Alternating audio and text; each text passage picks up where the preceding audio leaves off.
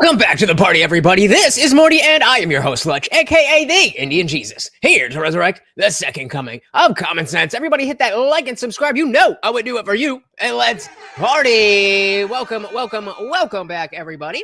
It's been a while since we've, we cover Tim Pool on the culture war pretty regularly, but it's been a while since we've actually checked in with his daytime show or the nightly news show. And I was listening to one of the episodes from last week that I thought a lot of cool stuff came up that, is a good representation of the stuff that I do like about Tim. Some of you know, I used to be a paying member, and then we've kind of just grown apart, but still do very much respect him. So without further ado, let's dive right in. As always, guys, if you can't hear the video, please do it. I'm curious how much of what Trump is doing actually has to do with population decline.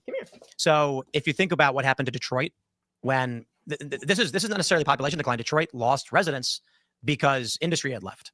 But then you see poverty, crime, and other problems start to emerge.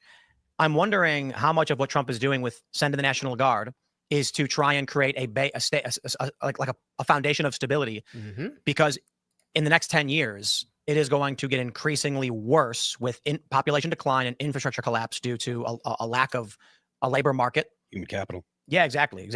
So one of the largest consumer bases, the boomers, are dying. They're now at the mortality cliff. Gen Alpha is tiny, and Gen Z can't work. You saw that report that said Gen Z brings their parents with them to job interviews? Yeah. I did see that. Yeah, Tate brought both his moms. That's true. Yeah. You're very hospitable, which I respect. So. And I have a video I'll show you guys in a little bit of just exactly how spot on what he's saying is. There's a video I saw on TikTok, and it's just mind blowing that somebody over the age of 15 would even think to say this. We got Modi in the building. Yeah, so if the expectation is that cities are going to get worse than they are now, I'm wondering if Trump and his admin are looking at this. I mean, I'd have to say that with someone like Stephen Miller, that guy's smart. And he knows with the immigration stuff we're doing, he's looking at demographic numbers. I guarantee you the Trump admin knows full well you cannot simultaneously have low fertility and no immigration. Immigration isn't a solution, by the way. It's a bandit and a stopgap. Yeah. And so they're saying we can't keep doing that. They also realize we have a fertility crisis 20 years ago. So I think they're looking at this, and there's something they're preparing for. If they're not, we're cooked. Yeah, I mean, the fact that there is going to be such a problem with, like we said, human capital, like that's a really big issue. And if people don't have a positive outlook on not only their communities, but also law enforcement in general, you're going to have significantly fewer police officers. I mean, it's likely, I don't know if it's likely, but I wouldn't be surprised if big cities in the future kind of become those dystopias from sci-fi movies from the 80s where it's already starting. Need to have a really militarized police force actually patrolling the streets and just to keep, the population safe or in. Yeah, and I just finished watching the most recent Overtime from Bill Maher. I like to keep tapped into what he thinks. And he was talking about, is this really something that we want for America? Like, maybe not, but it's a response. It's not just like, hey, let's do this. If crime wasn't so bad, then we wouldn't need to do this. Keep them kind of subdued, I think 2030 is going to be wild. And for about 5 years, it's going to be nuts in this country. How so? So we've got the fourth turning, Strauss out generational theory. This is bothering me. You want to rotate that way? No, other way. Times, good men. I'm just getting good men. Bad times. Strauss out. Weak men. Wait. Bad times, weak men, make good. Strauss out generational theory predicts that 2028 is supposed to be the year of the Great Crisis. So as the story goes, every 80 years, there's a fourth turning. So 80 years ago, of course, what did we have? World War II. The World Wars. I mean, some people make the argument that they were functionally the same wars because World War II was the result of World War I. 80 years before that. Civil War? No. Yes. 80 years before that. Revolutionary War. Indeed. And actually, you can keep going. Most of us don't track what happened 80 years before the American Revolution because it's pre-American history. It's like colonial history, but there actually was a Great Crisis. And it actually bifurcates into the UK as well because we had a shared culture and society. So the prediction is something is going to happen here. I'm looking at everything that's going on right now. We've got actual fertility right now. Some have estimated, and maybe this is conspiratorial lunacy, 0.3. Damn. When you hear that and it's like 2.1 is the replacement rate. God damn, that is not Fertility good. is at 1.6 or whatever. They're including older people who stopped having kids but had kids.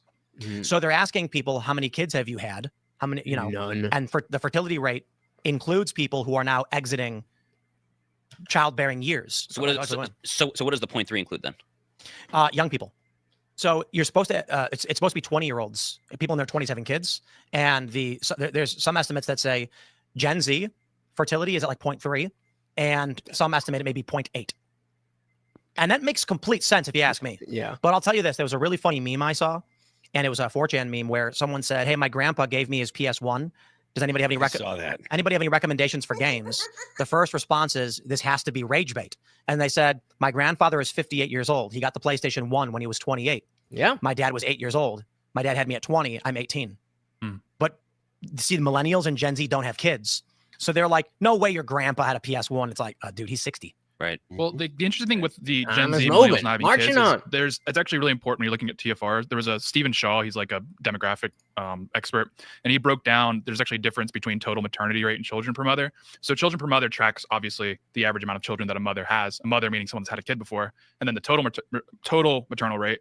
The You mean a birthing person? TMR's dropped. So like the amount of women that are having children is completely dropped, but the amount of mothers that have had children is consistent. So women are still having 2 to 3 children, but there's not as many mothers. There's fewer mothers. I get it. He's saying that people who do have kids still tend to keep with the same patterns, but just less people are going down that road in the first place. Take into account the fact that there's fewer when women overall. Right, but when they decide to have a kid, they still have 2 to 3. So it's not that like they're having less kids overall. If that makes sense. It's that there's just less people deciding. The crisis is marriage essentially. Like, the crisis actually starts earlier. It starts before. It's like, yeah, once they decide to have a child, they're going to have 2 to 3 still. That's perfectly fine. That mechanism is still working. And I think this is why stuff like cleaning up cities is because like nihilism is just so pervasive that people just don't want to have.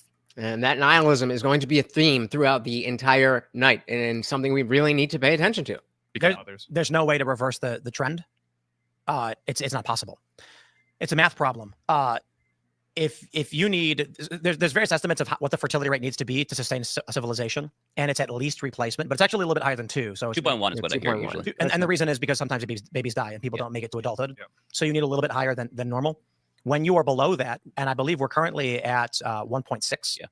If you're tracking young people who are supposed to be having kids, I've heard estimates from 0.8 to 0.3, and don't really know for sure because Gen Z includes people who should not be having kids. Gen Z includes teenagers who we don't expect to have children. Yep. Shout out to a Maverick being frank. Welcome to the party. He said nihilism isn't compatible with theism. I agree, and that's why it's so very, very important. The issue is to not get stuck in nihilism. That nihilism is a pit stop to absurdism or something better. Welcome to the party.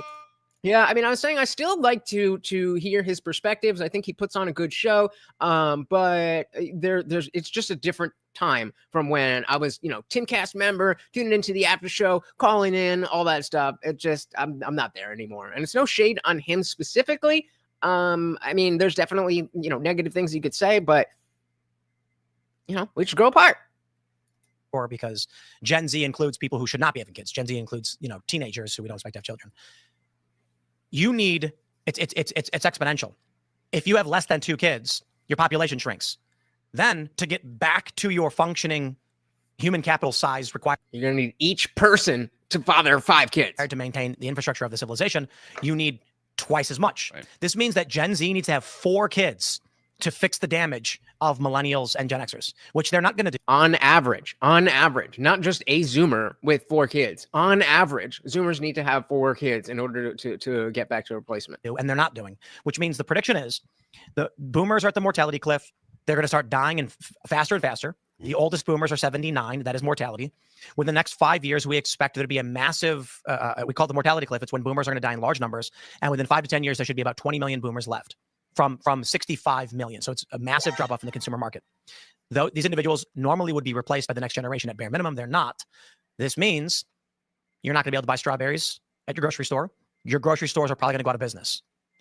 You will have to drive 50 miles to find standard goods, and there's going to be huge lines for it. This is going to create a snowball effect, which creates a massive depression. And it's going to take several years to climb out of that depression once people start rebuilding the infrastructure. But Yeah, and this is why it's so weird that we simultaneously have a problem with too many people and also a problem with people not having more people. Because yeah, once we have a certain number, if the population's growing, then the society is built for this many people. So if the number goes down, then there's not enough people to do all the stuff to keep society running. That's why I think, to go back to the main point, when we're looking at or instead of lying, how about we just figure out a way to get people who know the truth to actually understand the values of the religion that is false? What Trump is doing, I have to assume that his administration is taking into consideration the known fertility crisis alongside the mass deportations. Yeah, I mean, they certainly have to account for it. And like immigration, it won't even be there forever as a band-aid, because even across the third world now, their fertility is crashing. Like India is now below replacement. Within the last 3 years, they've dropped below replacement. So all these like complex demographic theories on birth rates has like all gone out the window when India went below replacement. It's like, it's something completely different. No, even these sub-Saharan African countries that were literally averaging 4, 5, 6 children, they're now, I mean, I'm speaking very broad terms here, but they're down to like 3, 4, sometimes even 2 point something now. So Mali went from 14 to 7 in like 8 years. Yeah, exactly. Damn. So it's a global trend. I mean, it's no longer just a first world, highly developed society trend. Right. Yeah. Which should, at some level, give a little bit of solace that it's not the ills of American culture necessarily. I mean. Yeah, I would definitely be open to the idea of moving back to like arranged marriages. You don't see a lot of divorce in arranged marriage, and it just is this Western idea of being in love and oh, he's so dreamy. Like this is just what we were talking about. I just dropped a video today. Like, is that really a thing, or are we just trying to live in the movies? Shout out to Zippy DSM Lee. Welcome to the party. Pearl Clutchgate. We're going to get into it. Welcome. It's a global trend. I mean, it's no longer just a first world, highly developed society trend. Right. Yeah. And to that point, like, even if you just import people, like people aren't cogs, right? People can't just be like, oh, well, we'll just get more people in here, and the people that will come will be able to do the jobs that we need them to do. Mm-hmm. Even the Democrats know this. They continuously say, oh, well, who's going to pick the fruit? Who's going to do the menial labor? That's not really. Who's going to clean your toilet? Donald Trump. What you want immigration for, if you want immigration at all, right? Like the point, like when people talk about the United States being pro-immigration, the idea that they're generally trying to convey, or at least the argument they're trying to make to people, is we want to get the best and brightest. We want to get the people that really excel. We want the smartest people in the world to come to the US. But that's not what's happening. And it hasn't been happening for a long time. Nope. And so the problem with divorce is people are not taught how to control themselves and thus live via blind emotion. Bingo. And yeah, I think that's kind of what I was talking about with arranged marriages. Not necessarily that it has to be, a dowry and you have to marry somebody that you hate or anything like that. But just the idea that it's a more familial thing. It's a more communal thing. I think that's a better direction to move in. Obviously, it wouldn't be something where, like, if a girl's dad says she has to marry this guy, then she has to. But that should be a cultural norm that's how people get together. And it's not necessarily about you have, butterflies in your stomach when you first meet them. Is there chemistry? It's that look where that's brought us. Look where that's brought us. We want the smartest people in the world to come to the US. But that's not what's happening. And it hasn't been happening for a long time. Like this, you got someone to arrange to marry me? I mean, I'll meet her. What's good? There are people that come that are smart, sure. But the vast majority of the people that are coming to the United States, the immigrants, whether they be illegal or H-1B visas, they're not specialized. They're not some kind of super smart group of people. They're just average people from a different country. And but Elon and Vivek told me they were the best and brightest. And if average, a lot of times they're below average. So that's not something that we want to encourage in the United States. So the estimate is 0.6. Wow. So I asked ChatGPT, take it for what it's worth. This thing's lying all the time. But I asked it to calculate for Gen Z women so it estimates when they do the TFR, the total fertility rate, they do it in age brackets. They do include teen pregnancy, but I'm not going to include that personally because it's not something we're actually actively trying to encourage. Right. Except for later teens, maybe. because that was normal for a while. But going by the ages of 19 to 27, it's 0.6. Wow. 0.6. Troubling stuff.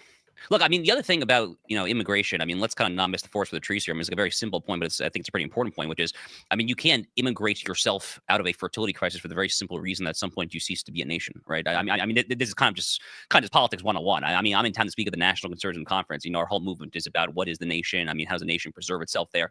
Yeah, but we're already a nation of immigrants in a melting pot, right? I mean, at some point, if you're literally just actually replacing or attempting to replace an entire generation with people who are neither of your culture nor have a discernible identifiable culture to actually assimilate into, that culture will disappear. I mean, I gotta let you know, you're not going to replace your petroleum engineers with Honduran farmers. Yeah, no, of course not. Of course not. Yeah, and that's what they've been trying to do, and that's why it doesn't work. Yeah. So what you end up with is an economy has varying degrees of skill requirements. You need you need low skill labor, but too much, and everybody suffers. Animal populations, when they reach their greatest total amount per region, they all starve. They all suffer because they're all getting just enough food to survive to keep the population where it is. So if you flood the country with low skill labor, that's gonna happen here. Shout out to King Nirvana. Welcome. Yes, Josh Hammer, the guest, did once debate Dave, and you can imagine how that went. Him and Scott Horton were actually on TYT today or yesterday, talking about like Israel stuff. And I thought that would be it was interesting to watch. You guys should go watch it, but it was just kind of the same stuff over and over. And like they were talking about the Venezuelan boats and stuff, but it's just, they brought in Scott Horton and Dave because they know that, more than right wing, left wing, Trump or anything, they're anti-war. Nope. You can go watch for yourself. He gave a prompt and I agreed with it, and I gave a prompt and he agreed with it. Tied. And them allergies. All right. Feel better, brother. Getting just enough food to survive to keep the population where it is. So if you flood the country with low skill labor, everybody's underemployed and struggling to get by. And then you create a buckling welfare system. You actually need a band of, small amounts of high skill labor, a lot of medium labor. It's a bell curve basically. And what the Democrats have been trying to do for the past 2 decades since the financial collapse is just bring in Haitians and Honduran farmers. Yeah. Well, that'll accelerate your collapse. Yeah. Right. Yep. Well, it's even in the Republican Party. Like, I mean, but if you don't let them in, you're mean and racist. Bernie famously said like open borders is a Koch brothers proposal because it's like it's the GDP brain that seems to be pernicious on not the right but Republican Party historically, because it's like, yeah, of course, because GDP is just a calculation of the amount of economic activity in your country. So when you flood the country with Hondurans, they're going to be spending money, and if you just keep pouring them in, right, yeah, people are going to spend more money. The GDP will go up. But GDP is not a way to calculate prosperity and calculate my children's well-being. Combine the immigration crisis and now the mass deportations with Gen Z bringing their parents to job interviews. I'm sorry, the luxuries today will be gone. And I want to show you guys a little. Oh wait, I forgot about my little side quest. A little side quest for you guys. Let's see, where was it? Shout out to Zippy. If you missed our conversation yesterday, it was quite interesting. So we'll do the video and then we'll talk about it. So where am I? Okay. Prepare to cringe.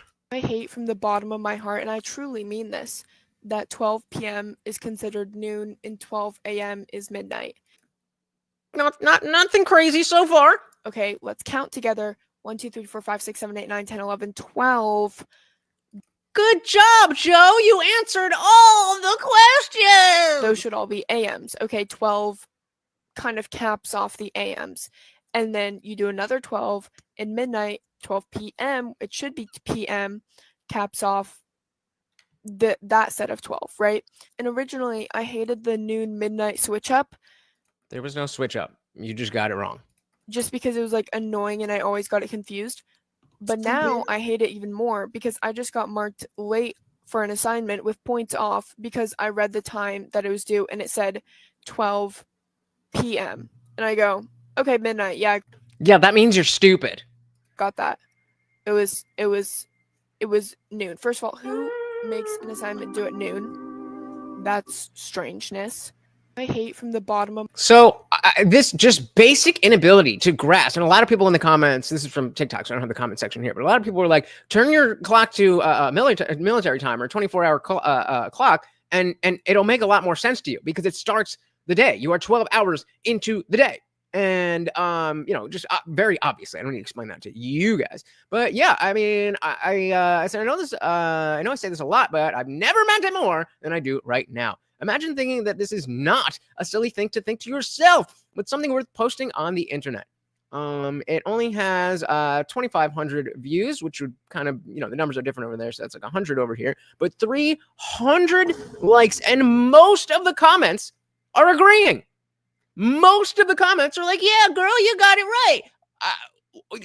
What? How?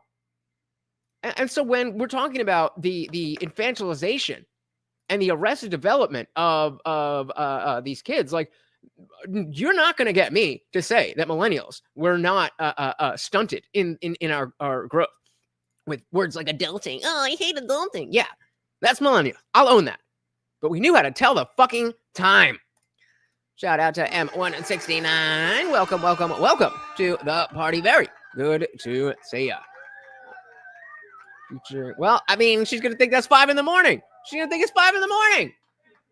And I mean, it reflects directly on how these kids can't read. They can't do anything for themselves and bringing their parents to job interviews. All right. And my heart, and I'm sorry. The luxuries you know today will be gone. And that's, none of this political stuff scares me. Donald Trump saying, send the troops. I'm like, whatever. Donald Trump saying, we're going to DOJ investigate this person. The Democrats are screaming fascism. Shut up. But an entire generation of people who can't read, that's not gonna end well. None of that worries me. The crazy person who believes that I stole his spoons and he's hunting me down, that doesn't scare me. It looks like high security guards. The tsunami that is approaching us in the next several years it's not just about population. It is about skill and culture. Our culture is fragmented. It's fracturing. It's falling apart. Fertility is on the decline. That we're not going to have the labor we need. We're not going to have the skills we need to bring it all back. I wonder if the idea of deploying the National Guard is happening now, not because crime is a problem, but because Trump knows you're going to need what we would call continuity coordination. So this is what's that? Presidential Directive 51. Are you guys familiar with this? No. They made a video game about it. It's called The Division. George W. Bush signed an executive order called National Security Directive 51. National Security Presidential Directive 51 is what it's called. It gives the president the authority to erase the U.S. government and create a new enduring constitutional government, they call it, and appoint a national continuity coordinator. Yes, I do not have any children. The idea is, in the event of catastrophic death, economic collapse, or otherwise, the U.S. government must persist. And so this directive has never been tested in the courts. It's never been done. But hypothetically, any president has the authority to say, based on a substantial loss of life anywhere in the world, we are effectively erasing the 3-branch government, creating a 1-branch government, and assigning a continuity coordinator to control all United States jurisdiction. The idea behind it, whether you support it or not, I don't care. By all means, say it's bad. Sure. My point is, the federal government has long known, he has a daughter. In the event of political, governmental, or economic crises and collapse, you need continuity throughout the entire contiguous United States. So when I see a story, granted, I'm sick over the past 3 weeks, I get to talk about it now, saying they want to deploy to 19 cities, National Guard, that sounds more to me like governmental contingencies than any kind of crime stopping. I still don't know what that means. Maybe I'm stupid, but I still don't know what that means. Maybe I'm just crazy. But when I look at what's been going on, I have to imagine the U.S. government, the Trump administration, knows what's going to happen in the next several years when you combine fertility crisis along with the immigration crisis. Maybe someone else will ask, well, what I'm not really sure exactly what he's saying is going to happen. Like, what is the preparation for? Trump is preparing to do what? Well, I think it could. I think civil war. Yeah, well, I think a lot of it is just the government seeing how El Salvador's handled their problems, and they're like, oh, we can just replicate that in the United States and get a similar result. Yeah, that's more or less where I am. I mean, I think a lot of what you're saying, Tim, makes sense, but I mean, law and order crime, this is just a politically winning issue for Donald Trump. I mean, what Democrats have to say on these issues, I mean, look. I'm not a dictator. I just know how to stop crime. Mamdani in New York City. I mean, this nut job running for mayor of Minneapolis. I mean, all of them down to a T. I mean, is there a single Is there a single major city in America that's been run by Democratic mayors for the past 40, 50 years that is not exponentially worse off today than it was 50 years ago? I can't think of a single one. I mean, Baltimore, Detroit, Philadelphia, St. Louis, Memphis. I mean, like literally, like down to a T. Every single one is crime riddled. Violent crime, property crime, drug addled. Illegal alien overrun, et cetera, et cetera, et cetera. So, I mean, he sees a slam dunk of a winning issue. I mean, like, look, the other thing is, I mean, looking at it from like a historical American perspective, there, these I'm good. battles between the federal government To the gulags for you. in the states, federalism battles, their local control versus federal government control. I mean, these go back, to all the way to the beginning of the republic, obviously. And Donald Trump is kind of like a strong government guy. So I mean, I'm not surprised at all that he's doing this. I mean, it's going to get legally tested.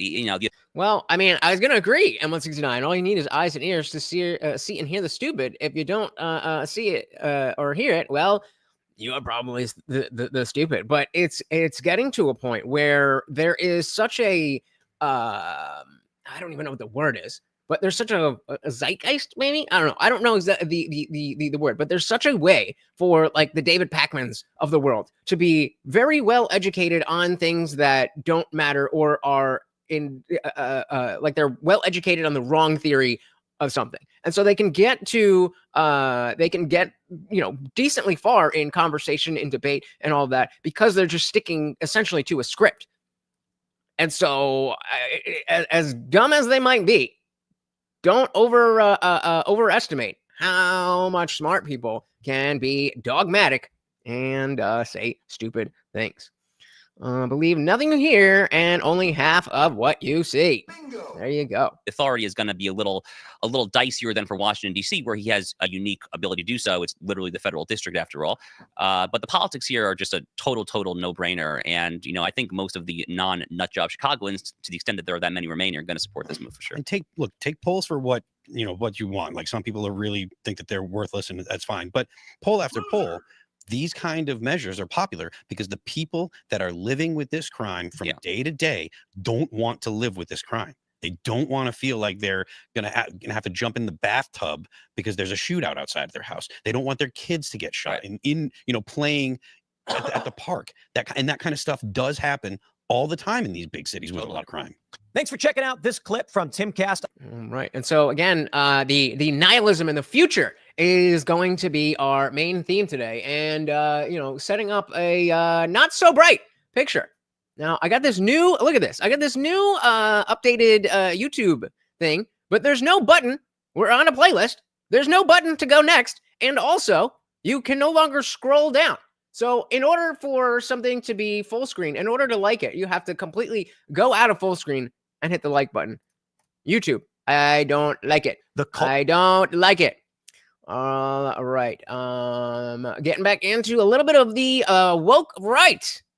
The cult-like adherence to the liberal orthodoxy. More importantly, what is woke changes.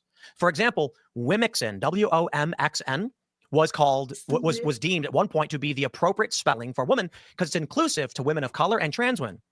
Until a week later, when trans women said, we don't need a special word, just say woman, and you're a bigot. And then it changed again. So you can argue that those are components of gay rights communism, I guess, but there's no logic defining what it is or is not. The logic is that it's advancing towards the ultimate goal of absolute egalitarianism. Except it changed. So this is from obviously the previous, actually, I don't know if it was the previous or the next episode. Different episode, different guy. I don't remember his name. And see, I was going to scroll down to see the description, but now I have to go all the way out. I don't remember. Connor Tomlinson. There we go. Is not. The logic is that it's advancing towards the ultimate goal of absolute egalitarianism. Except it changes every day. But it changes every day because the various Well, that's the stated goal. The stated goal is that we want everyone to be equally equal.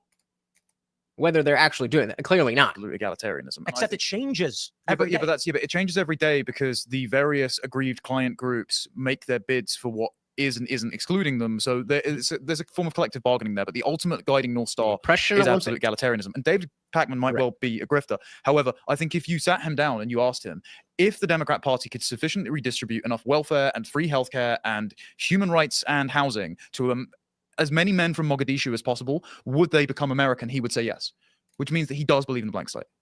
This is the line of idiocracy that slowly, it was really funny.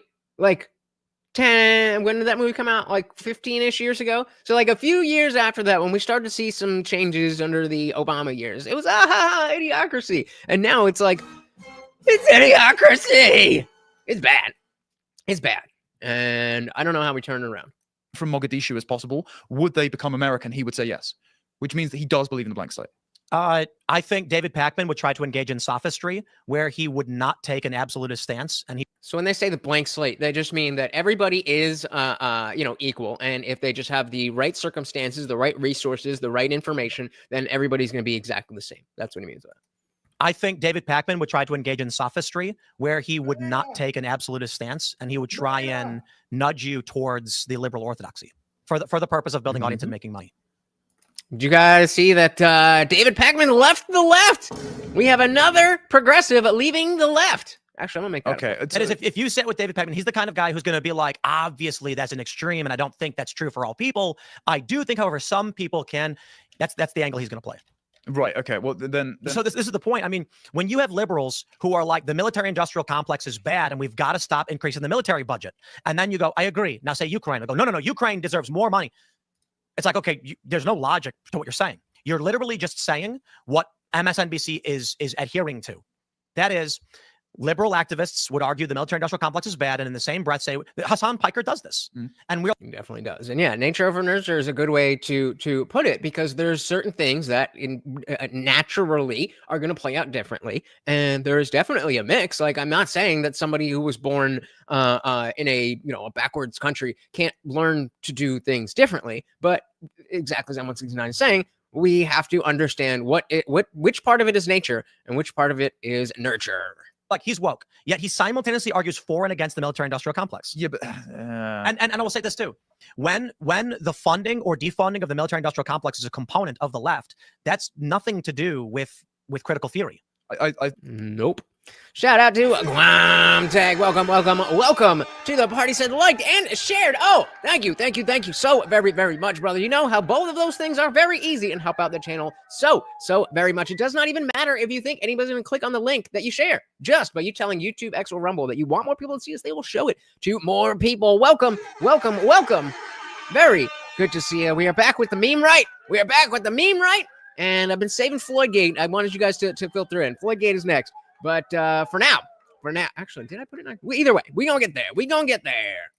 Well, complex is a component of the left. That's nothing to do with critical theory. I think diluting the philosophical consistency of a position that can be ascribed to woke by also saying these people are sophists, these people are grifters, these people are stupid in the instance of Hassan Piker. Oh, but they are. Means that we're actually making the waters more murky in what we're trying to describe. How? I completely disagree, because it's not as if you are either woke or you are either stupid or grifting or whatever. Those are mutually exclusive. So you could be both, or you could be one, or you could be the other. I think, or you could be neither. I think when you say woke is critical theory, or not critical theory, it's gay race communism. But you're just gay race communism. Jesus, let's give a dilly for gay race communism. I have not heard of gay race communism before. Learn something new every day. Woke is critical theory, or not critical theory, it's gay race communism. But that's just a pejorative for critical theory. It's an instrument in enacting the final goal of total egalitarianism. But I think too much premium is placed on critical theory as the origin point of what I think it's John Locke. But there you go. Critical theory is just the umbrella for critical gender and critical race theory. And you say gay race communism. Yeah, but also I'd lump you are. This is a really good example of how the conversation around the woke right is evolving and moving forward, and people are starting to hang on to the definition that makes the most sense, the one that we've been using. Umbrella for critical gender and critical race theory. And you say gay race communism. Yeah, but also I'd lump you are excising out large portions of the influential liberal base that engage in political activism, who don't ascribe to that, but ally with these people. But I think they all do ascribe to it, whether or not they've read it. Like, their default assumption is it's not correct. It's just not correct. That's why Anna Kasparian breaks out. That's why David Pakman leaves the left, because they never believed it. They were just adhering to the liberal orthodoxy. When Anna Kasparian completely agreed. It may have been depending on the creator you're talking about. There definitely is some level of I believe these things, but you get to a certain point, and it's more important to say the right things than to say what you believe. Lies about me personally for years, and then one day has an epiphany and changes her mind. she's woke. We say she's woke. She's lying about all these things. It is the cult-like adherence to the liberal orthodoxy, and the orthodoxy changes every day. It's impossible to actually follow what the rules are. So they're like the what are the rules? Oh man, what was that show? There was a show Stephen Merchant, the co-creator of The Office, had on, I guess it was HBO or Showtime. And that was anybody know what I'm talking about? Possible to actually follow what the what rules are the rules? So they're like the Wilmington is just one example that I use where you say, okay, liberals, tell me what I should or should not say. And then the next day they pull the old tweet from a week ago and then cancel you for it. There's no logical consistency. What they're saying is or is not true. Now I agree. Critical. No principles, just positions. There's no logical consistency. What they're saying is or is not true. Now I agree. Critical theory, gay race communism is a large component of what we have seen among the moralistic liberal orthodoxy, but certain components of it change whenever it's appropriate for them to gain power. I mean, isn't it? So real quick, just sorry. When they say Republicans challenge the election, and then every election they've challenged. When you've got a 40-minute video of Democrats saying Republicans have stolen the election, every single election, and then but Republicans are bad for stealing the election, you're like, right, there's no logical consistency what they claim. I think that it is. Yep. M169 said they're scared to say what they actually think because they can't bear to be seen as apart from the crowd. Bingo. And this is going all the way back to when Peter Boghossian was here. If you haven't seen that, definitely go check it out. But he was, remember, he's the guy that does the street epistemology where, he'll give a prompt and you start on the neutral spot and then you can go slightly agree or disagree, or strongly agree or disagree. And he would say that whenever these issues, people had no problem, talking, and this is, maybe 5 or so years ago. Nobody had any problems, getting into it and standing on their beliefs with everything besides the trans stuff. And you'd see everybody just scared and do what they're supposed to do. They can't bear to be seen as apart from the crowd. Spot on. Then, but Republicans are bad for stealing the election. You're like, right, there's no logical consistency what they claim. I think that it is just no principles, just positions. It's a cult. I think there is. One second. I think the feature that you're actually acknowledging, Tim, is that there's so much postmodern influence on the left, right? If you have a postmodernist who's making an argument, you're not going to get. You just live in. It's my truth. There is no the truth. It's just my truth. Logical consistency, because part of the postmodern, philosophy is that there are no actual overarching narratives that matter. So what you do is make arguments that are functional, so that way you can win the existing argument that you're in. Semantic obfuscation. That's exactly what he just described. Saying whatever it is you need to say to win the existing argument. Then, if there's a different argument where it has something conflicts with what you just said, it doesn't matter because that argument is gone. You can make a different argument later, tomorrow, the next week, or whatever, because the actual underlying philosophy isn't important. Agreed. If you're going towards a goal, and that is not unique to critical theory or gay race communism. No, it's postmodern. It's not unique to postmodernism. The idea that there's no truth but power or the might makes right is not uniquely postmodern. Nope, that was one of Andrew Wilson's prompts, and I mean, I generally agree with it. Shout out to ZT223. Welcome. Very good to see you guys. Don't forget to hit that poll, guys. I want you to see that video if you haven't seen it. It's short. Truth but power or the might makes right is not uniquely postmodern.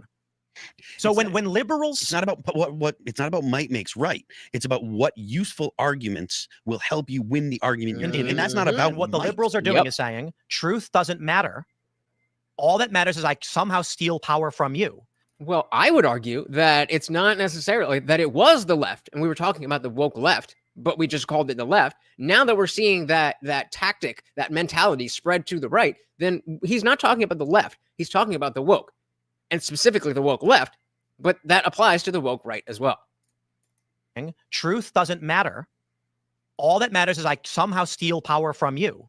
And that has been true of the liberals and the Democratic Party for decades, irrespective of the rise of wokeness in the past 15 years. That's the postmodern incident. That's the postmodern incident. So when liberals have had this behavior and tendency pre-postmodernism, why would we then ascribe postmodernism as the principle of wokeness? When are you talking about then? I'm talking about the 2000s Okay, when they were challenging the election. So 2000 postmodernism The didn't rise in I mean, the postmodernism rise of back in the critical 60s. theory specifically is the end of the 2000s, and we see this in the LexisNexis data. That was before they were already challenging elections while claiming they don't. But that isn't when postmodernism came onto the scene. Postmodernism kind of came on in like the 50s and 60s. Right. So the point is, if we're talking about wokeness as gay race communism, we'll clarify gay race and postmodernism is a large principal component of what is the ideology held by these people. Yes. In 2008, LexisNexis data shows across the board in newspapers all around the world the rise of critical theory terminology, white supremacy, trans, etc. Pre this, and I'm sure everyone in the chat agrees, Democrats still behaved this way.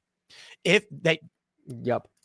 Wojtek said precursors for wokeness: hypocrisy, logical inconsistency, blind adherence to an orthodoxy, lack of curiosity, an overabundance of retaliation for the smallest infraction. And I would add in some type of bigotry charge to anybody who disagrees with you. But yeah, that's what it is. And yeah, postmodernism isn't new. I think they're talking past each other because Phil is more talking about when these ideas started to populate. And I think Tim is talking more about when these ideas started getting more directly injected into political discussion. Yeah, it ain't new. It ain't new. And I'm sure everyone in the chat agrees, Democrats still behaved this way. If they cult-like adherence to their orthodoxy. A great example that I highlighted was the Prop 8 video from like 2011, where the Democrats were falsely ascribing views to conservatives about gay marriage in California for the purpose of winning on that issue. This is before we were taken over by the before we were taken over by gay race communism, whatever. There was still on the left, I'm gonna laugh if you were on the right, you were bad. Right means bad. Right has always meant bad. And you must do what we say is acceptable or you will be excised. I think so. Don't quote me. So the reason I don't want to define it by tactics is to use a comparison. So political correctness came from the term Parthenost from Lenin in the early 20th century. And Solzhenitsyn in Gulag Archipelago describes how people's capacity for self-delusion, even in prison, would allow them to dob in their spouse as being insufficiently devoted to the Communist Party or accept false charges so that their sons and daughters would join the Komsomol, the Young Communist League, even though they knew themselves were not guilty. So that capacity to lie, to delude, to adhere to a cult like orthodoxy comes long before the specific manifestation of woke as being gay race communism. So I wouldn't define it by its tactics because those tactics are. Have you guys heard that phrase before? Gay race communism? I've literally never heard it before today. Or Nazis tradition.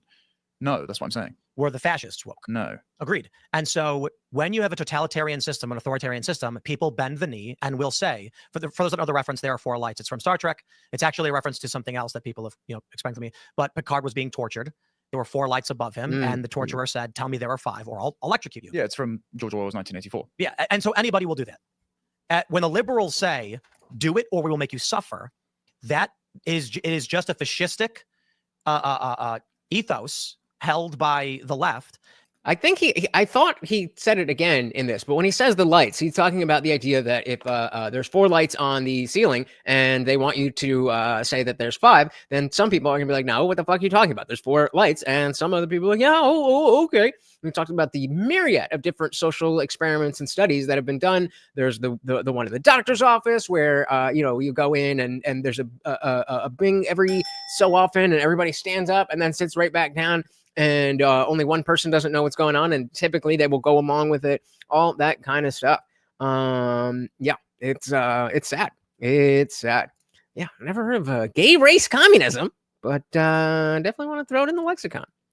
Maverick said, centrism is the way forward. Balance is the key. Left and right are the ailment. Agree with you there. I can agree with you there, sir. Just a fascistic ethos held by the left. And that's why, I'll put it this way. I guarantee you, David Pakman coming out and saying, I'm finally realizing this, it's because the money's drying up. He's on the wrong side of history. But I guarantee you, if tomorrow a progressive organization said, we're going to dump a bunch of sponsorship and ads into your channel, if you just apologize for that and say you were wrong, he would do it in 2 seconds. Most of these liberals would. Let me tell you, I've heard a lot of people critical of critical race theory and gender theory, which are bad, describe woke specifically as that. Yet these people don't actually believe any of it. And I've proven it Man, Yeah, and I think we'll all different examples of herd mentality. So let's take this isn't really a side quest. I wasn't necessarily planning to cover it. I assumed maybe you guys had seen it, but seeing as you haven't, it's a mini side quest. This is we're not even gonna watch this whole thing. I just want to watch the David Pakman video. And things are changing. The landscape is moving, we baby. really did win, didn't we? David Pakman has left the left of all the people. Let me play the clip for you so you can hear for yourself. There's a little nuance to it, but listen, he's concerned. Nobody wants to just dive right in. Even Anna Kasparian was slow about being like the left has gone nuts. Even Dave Rubin was not, just an overnight thing. David Pakman is now exhibiting the basics of leaving the left. When, did you guys know that when that viral video from Prager went out called "Why I Left the Left" from Dave Rubin, Dave didn't actually intend on stating that phrase, "I left the left." Dave's intention in that video was the left is bad. They're bad. And the interpretation that they took was that Dave had left the left. And so even Rubin was doing something similar. Let me put it this way. David Pakman is saying, I'm not the next Rubin, while doing literally the exact same thing every disaffected liberal has done when they've gotten red-pilled. Is woke. Doing that is woke. Knight said the only thing the light experiment proves is that the majority of people break under torture. Yep. Enough time and enough effort. And sadly, doesn't even take that much. Sadly, doesn't even take that much. Shout out to Bugs. Welcome to the party, sir. Very good to see you. Good to see you. We also got Dylan Soup. Welcome. Bugs, I was just talking about how Dave Smith and Scott Horton were on TYT the other day. I don't know if you saw that, but interesting. Welcome to the party, guys. The reason he's saying I'm not the next Rubin is because they have this idea that Rubin was bad for doing what he did when all he did was acknowledge that the left is crazy. Here's the clip. Have not changed in terms of my views. Not about me neither. What has changed, as I pointed out yesterday, is I no longer believe we are all part of the same movement. There's the governance-focused, big tent, win elections and pass laws left. That's where I am. And then there's this purity test left. The ones who don't really care if we lose and sometimes seem to like it so they can say, I told you so, as long as they feel morally untainted. Yep. That's they treat compromise as corruption. They think we need a better media ecosystem must mean install CIA-approved thought leaders or something like that. So maybe we were never really part of the same movement. If I've been red-pilled about anything, maybe it's that. Indeed. We overlapped when convenient, and that was it. But I'm not getting red-pilled. I'm done pretending that everyone with a left-wing label is on the same page. You can stand for progress in a lot of different ways. You can want change without torturing everyone who's only 98% on your side. But no, I am not having a political awakening. I am not the next Dave Rubin. None of that. Yeah, yes. And you exactly are. And yeah, so Dave Smith on TYT, it's because they were talking about war, and they were saying, I think they were specifically talking about the Venezuelan boats that we bombed or something. And so of course you're gonna get the anti-war guys on that stuff. So I didn't feel like it was worth covering because I felt like it was very. I mean, it was interesting to watch, but I didn't really have too much to add to it. Kwame said, 2 questions we should all be asking is 1, what are we looking out for to say people on our side what are we looking out for to say people on our side are going too far? And 2, when and what amount of forgiveness do we give those people that change their minds? So, I mean, on the first thing, I think it is a balance in we don't want to become the pearl clutchy ones, but we also want to be like, yo, if you're just talking about all the time, like that's fucking annoying and gay and stupid. Like shut the fuck up. Not because you're going too far, but because I'm personally annoyed by it and it's lowbrow stupid thinking. And number 2, when it comes to forgiveness, I think it is. I mean, you guys were here. A lot of you guys were here during the Bud Light stuff. And some people, still are like, no Bud Light ever again. But I was one of the people who said once they pulled back, once they apologized, once they said, okay, I'm willing to listen to you, then we want to reward that. And, I mean, who's really drinking Bud Light like that? But, no more boycott. Like you do the wrong thing and we're going to be mad. You do the right thing and we're not going to be mad. Simple as that. Would any of us welcome Hassan or Destiny to MAGA if they came out and supported it tomorrow? Well, would I welcome their vote? Yes. Would I be watching their content? Would I be telling other people to watch their content? Absolutely not. Absolutely not. Like I said, I'm not sure where the purity test lefties went. but they have gone somewhere. It's less prevalent these days. Well, it's less prevalent because the paradigm, the Israel thing has really blown that to pieces. It used to just be the white people versus, but then you have two Middle Eastern countries, and it's like, well, which side are we supposed to be on? And so the purity testing aspect, I think, is toned down because there's more real conversation. And I mean, not among everyone, of course, but those issues, the divide that David is talking about is, why there's less time for people to worry about saying the wrong word, which just goes further to prove that it was always an issue of privilege.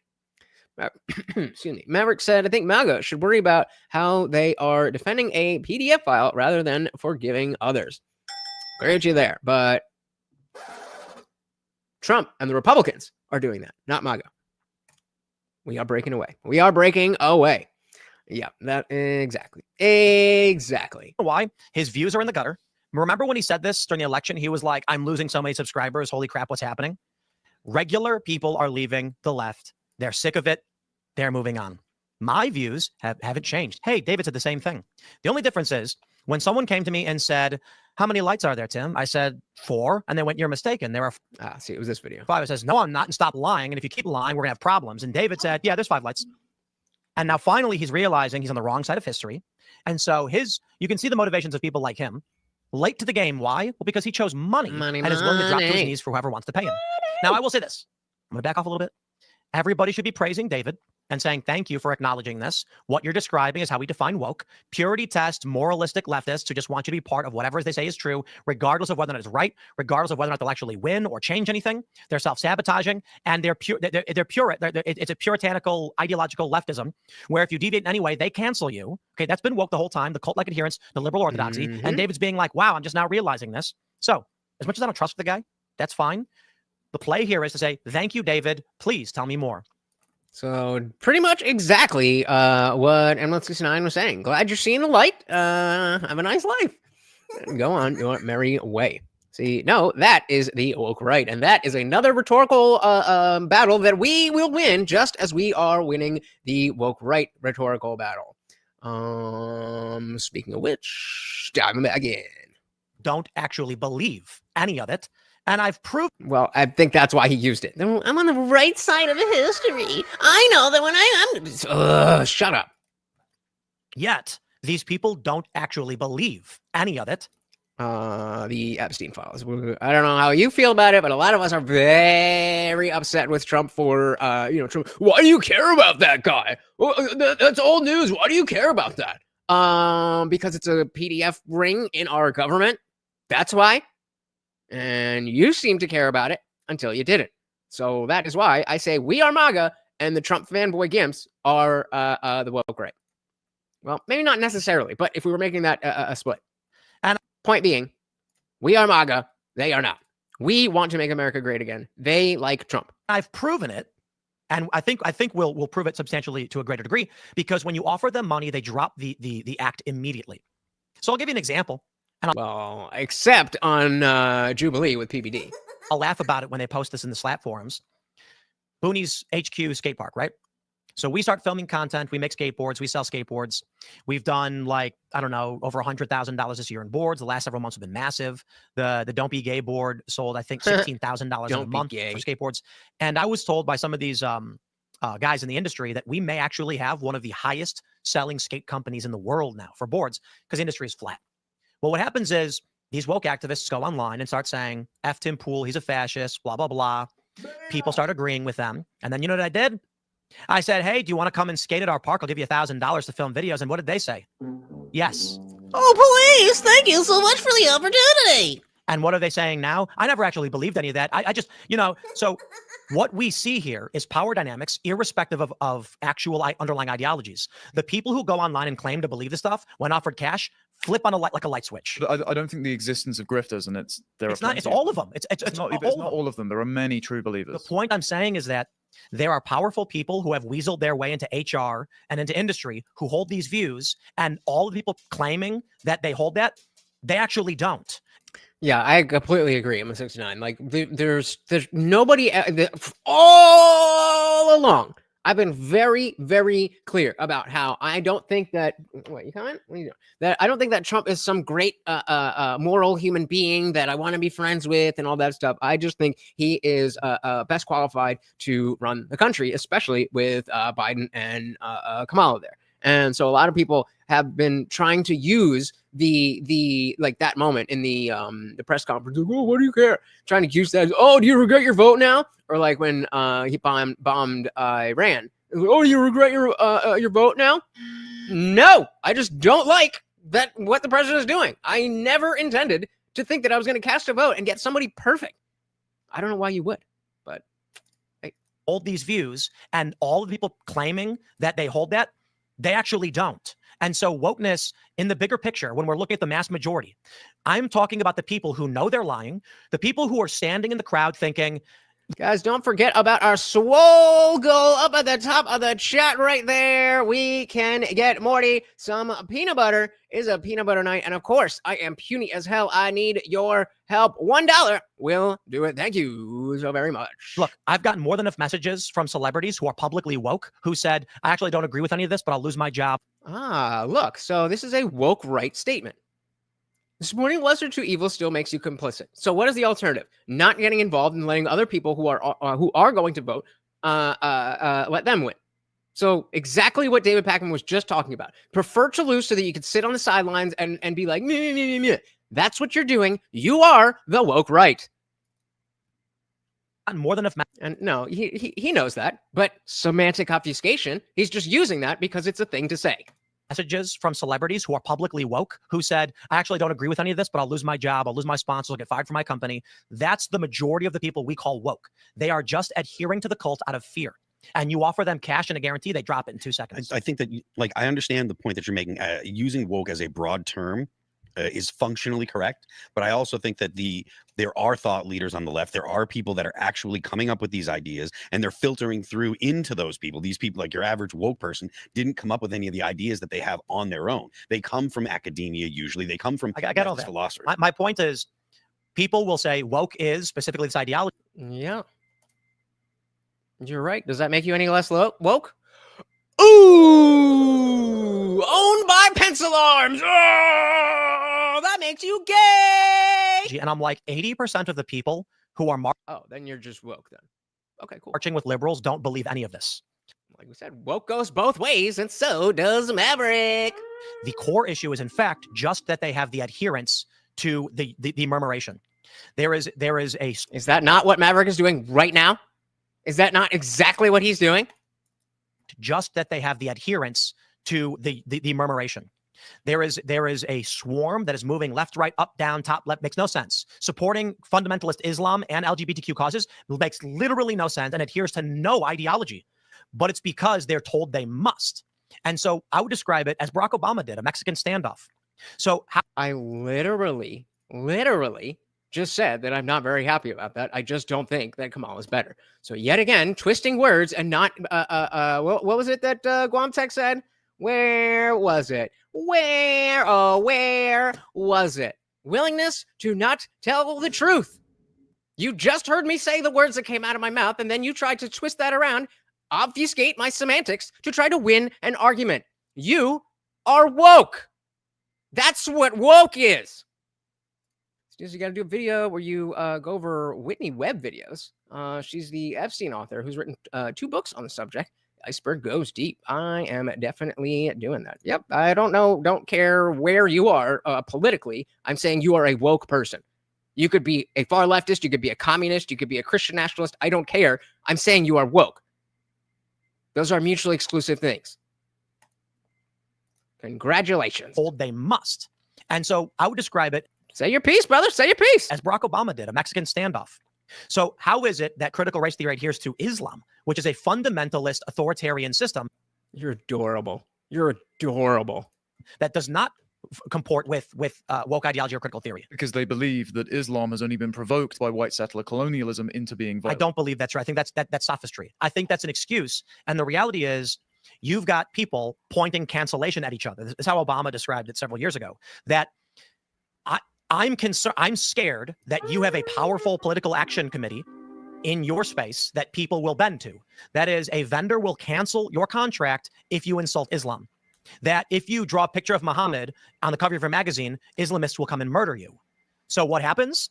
People who fear this adhere to that restriction. This is a totally real phenomenon. At the same time, pretty much everyone that is currently running the UK government and all of their paid foot soldiers are true believers because they're doing this at personal expense. Oh, more semantic obfuscation. Find the clip. Go ahead and find the clip where I said we should vote for a PDF file. Go ahead. Oh, you can't because you're lying. Because your fifis are hurt. I caught you, buddy. Caught ya. Everyone that is currently running the UK government and all of their paid foot soldiers are true believers because they're doing this at personal expense. For sure. I'm not saying they aren't. Yeah. I'm just saying to define woke as critical theory ignores Islam. And the rest of the woke right. So when you look at the bigger picture of these conflicted ideologies that don't go together, you're like, okay, so hold on. The expansion of the desire for Sharia law in some of these communities is completely in conflict with LGBTQ activism and the idea of the oppressed minority, especially considering Islam is like the second biggest religion in the world. So defining woke as critical theory, at the same time, the liberals in this country have large elements of support for Islam. So Maverick says, I'm anti-trans, anti-gay, pro-life. Is that woke? I don't know. Because these things are political positions, not the mentality that you use to approach politics overall, which is what wokeness is. See? It's not the ideology. It is the cult-like adherence to these power structures. They think they're going to basically shed that third world barbarism if they just redistribute to them enough money, enough social housing. And that's because they believe they're blank slates. Because they believe they're blank slates. Those woke people do. But I'm saying the majority of people that we describe as woke because of the things they do and they say in their heart of hearts and in private are actually saying, I don't want to be killed by an Islamist and I don't want to be killed by an Antifa guy. Then I probably wouldn't apply the term woke. They're going along with woke consensus, but they're just cowards and grifters and conformists. Like the woke goes both ways. I would define woke as a set philosophy. But then, so the issue I take with this specifically and why I give it a more broad umbrella is that people like David Pakman would be defined as woke despite not actually believing it and only adhering to it out of a fear of the power exerted by minority groups and their willingness to be extreme. So that's why I say it is simply the cult-like adherence to the liberal orthodoxy. That is, whatever the umbrella of liberalism determines you must someone do a lot smarter than is you. what wokeness is. It is the cult-like adherence to it. And so for someone like me, who's a relatively liberal guy, who does not adhere to their orthodoxy and says, that's nuts and I won't agree with that, they call me right-wing. I am no longer a liberal. I am no longer on their side. They have excised me, despite actually being a traditional. Oh my goodness. Oh, what an amazing person. He's such a good person, guys. Do you see how good of a person he is? So virtue signaling is yet another thing that woke people do. Nobody fucking cares. You have bad ideas, and so you don't engage because you don't know what to do. That's okay, but don't think it makes you better than anybody else. A liberal. Well, you never believed in the blank slate, so you're on traditional liberal, Tim. Traditional liberals, like in the 90s, didn't. Exactly. Yeah. There you go. There you go. Thank you. There you go. I'm part of the club. I'm one of the good ones, guys. I'm one of the good ones. I have strong opinions, but I'm one of the good ones because I really, really care. But also, I don't vote. But also, I just sit around and complain about what everybody else does and don't do shit for myself because you're a fucking loser. They still try to keep in tandem the freedom and equality principles, which is why it was mainly defined by sort of Bill and Hillary Clinton Democrats. Yeah, so I would just, to move on, I would just describe it as there's a large phenomenon of prominent cult-like cancel list liberals, people who will destroy your life. They will send the hounds of war, the hounds of hell at you when you speak out of turn. They will. Yeah, what is it that Maverick always says on the first chat when he comes in to port all atheists? Sounds woke to me. Call you far right. They will call you every name in the book, and they will get you banned and do whatever they can. And they don't believe in blank slate, and they don't support Islam, and they don't support the trans stuff. But they're surrounded by people with pitchforks, and they're like, I don't care. I'm part of the group. That's all that matters. I don't care. I'm part of the group. Exactly like Maverick is doing right now, and along with David Pakman. So before we get to FLOYD-GATE, one more piece, really honing in on the woke right stuff with our boy, well, not with our boy, but using our boy, James Lindsay, the one who has created the issue with what the woke right actually means. Show you this from Milo, visualized almost every conservative James Lindsay has called woke right. Am I on there yet? Let's find out. Let me see if I can make this a little bit bigger I'm so it's gonna easier try to to find read. this one. I love this because you've got reactionary and Baptist. I don't know what that is. Random. Bronze Age pervert. Oh, okay. Tradcats, Christian. It's stupid fly. Get out of here. Paleocons, philosophers, miscellaneous right wingers, British right, national conservatives, organizations, anonymous individuals, groypers, mainstream MAGA, anti-interventionists, and anti-Zionists. So let's take a closer look. We got this here. Oh, come on. No. Oh my God. Bum, bum, bum, bum. So yeah, we've got the I guess that means he said the pervert. Okay, yeah, pervert people, random foreigner, trad cats. I don't know any of these people. And Christian nationalist. No, Andrew Wilson on the Christian nationalist list. Come on, man. Come on, Milo. Maybe he's just he would be in the definitely his fucking X thing is the Paleocon. But all of these people, according to James Lindsay, are the woke right. Oh, we got Dan Blazare. I mean, yeah, Dan Blazare and Jay Shields are definitely woke. Red Pill. Homath? The guy that I had on here talking about dating? What? That's crazy. Okay. And the Groypers. Definitely the Groypers. More Paleocons. Pat Buchanan. Yeah, damn. Interesting. So that is what we're talking about. Organizations, anonymous individuals, groypers, mainstream MAGA, anti-interventionists, and anti-Zionists. Okay, then I believe in Klomidrov. Do I get to stay now? Because I said the right magic words to you? It's almost like you're really woke and you don't really know it, and you keep digging further and further and further and further and further, showing how woke you actually are. Organizations, anonymous individuals, groypers, mainstream MAGA, anti-interventionists, and anti-Zionists. Lady Maga's on there. That's literally a drag queen. Indeed. So, and a pretty cool one, to be honest. I talked to him, who doesn't pretend to be a girl, on X every once in a while, and I was supposed to have him on the show. That that never really got around to that. But shout out to Pat Buchanan. CD says, I was going to say Andrew Wilson isn't big enough to make the chart, but then he had smaller people on the chart. Yeah, I mean, if definitely not in the Christian nationalists, certainly in the Paleocon. But I guess that is a hit to Wilson's ego.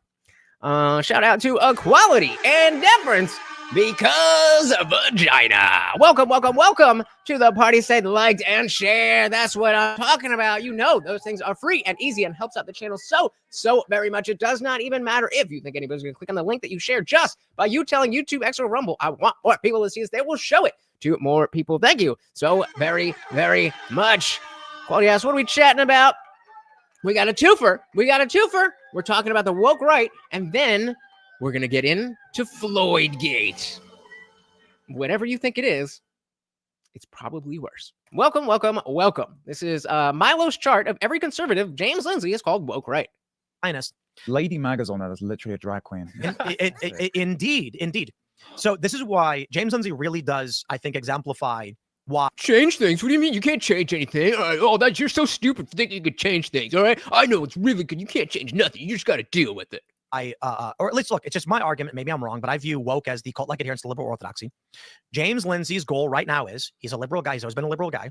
He doesn't like conservatives. He has outright stated his principal enemy is national conservatism. He calls any and everyone who is against him woke right, because woke is a buzzword that is a negative connotation. He is accusing his enemies, that of which he does. He blocks people on X and refuses to argue with them because his arguments are bad. That's what woke people do. He is basically saying... That's literally my line. You know, like the woke people do. People on X and refuses to argue with them because his arguments are bad. That's what woke people do.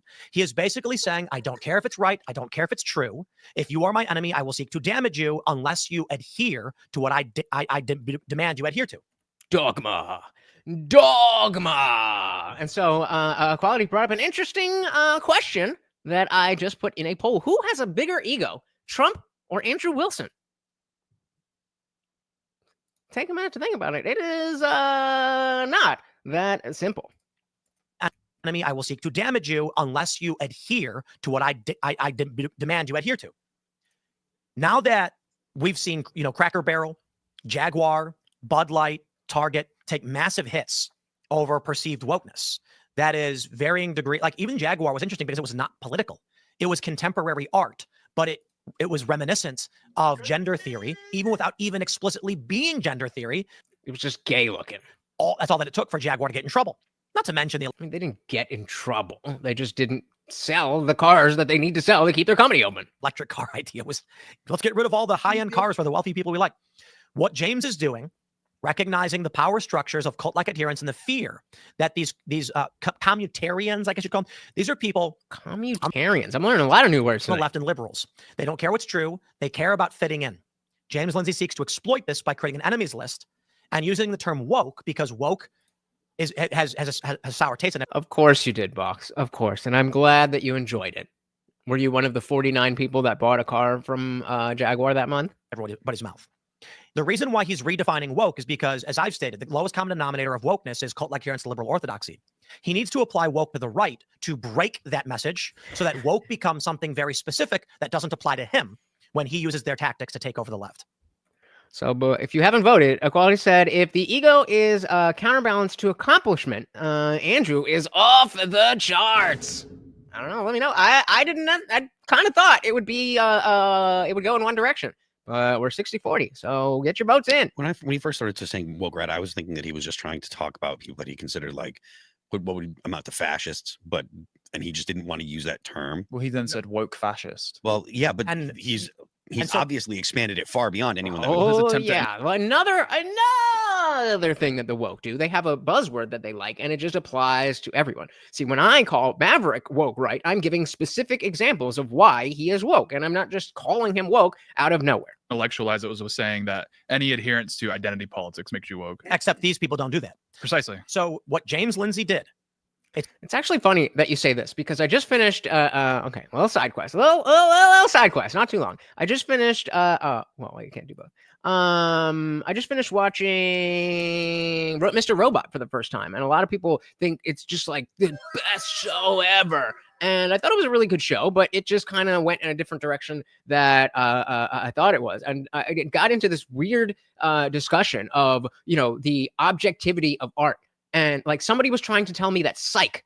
So like one of the points I made that it's like, okay, in hindsight, it makes sense that while Mr. Robot is the best show to ever be on USA Network, it's still USA Network. So I don't know what I would have expected. And then somebody commented something along the lines of, well, Psych is on there and that's like top 5. And I'm like, hold up. Art is subjective, sure. Beauty is in the eye of the beholder, sure. But there are certain objective standards or metrics or something that that is used to determine art from other art, better art from worse art. Unless you are taking the position that all art is completely equal, then you do in fact believe that there are things that make one TV show, painting, music, sculpture, whatever it is, better than another one. Shout out to Matthew King. Welcome to the party. I've heard Trump admit he was wrong once. Never heard Andrew admit anything of the sort. Well, that settles it for me.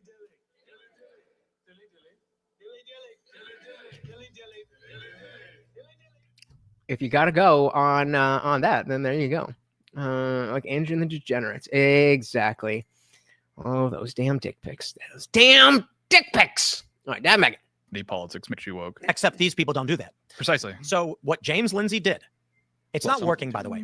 Politics, identity politics. Yeah, I mean, sure. But the point is, like, he was saying, hey, woke people are saying, like, our people this and our people that. There are some people on the right who do that. And then a bunch of conservatives were like, hey, they are doing that. And they think the Jews are the problem. Mm-hmm. And then James Lindsay went, got them, and started grabbing random people who don't believe that and putting the label on them like alt-right was. And that's how, like, MAGA as a, like a whole group started being used as a woke right from people on the left, because the semantics were obfuscated from James Lindsay and people didn't really understand what we meant. And now we understand that it's not about, are you anti-trans? Are you anti-this? Are you pro-this? It's about how you approach politics in the first place. Guys, don't forget about Morty, man. He is getting hungry. Being random people who don't believe that and putting the label on them like alt-right was. In the early days, alt-right, people believed that it meant like an alternative to mainstream conservatism. They did not know that it meant... Yeah, exactly. Matthew's saying, I believe Trump has some true diehard followers that will never turn on him, but you need to know most of us will turn on him in a heartbeat if he messes around too much. Notice what used to be on the thingy here that's no longer here. It was red, and it was something you put on your head, and it's no longer there. Because even though I don't regret my vote and think that Kamala would have been better, I'm not okay with the things that he's doing. So we are already there. We are already there. I spoke out against his bombing of Iran already. So it's just more wokeness acting like that doesn't exist, just ignoring facts and truth to make your point. You are woke. Alt-right, people believe that it meant like an alternative to mainstream conservatism. They did not know that it meant white nationalist. So a bunch of regular people were tweeting that they were alt-right. They were like, yeah, because people genuinely use it to convey you were anti-establishment conservative.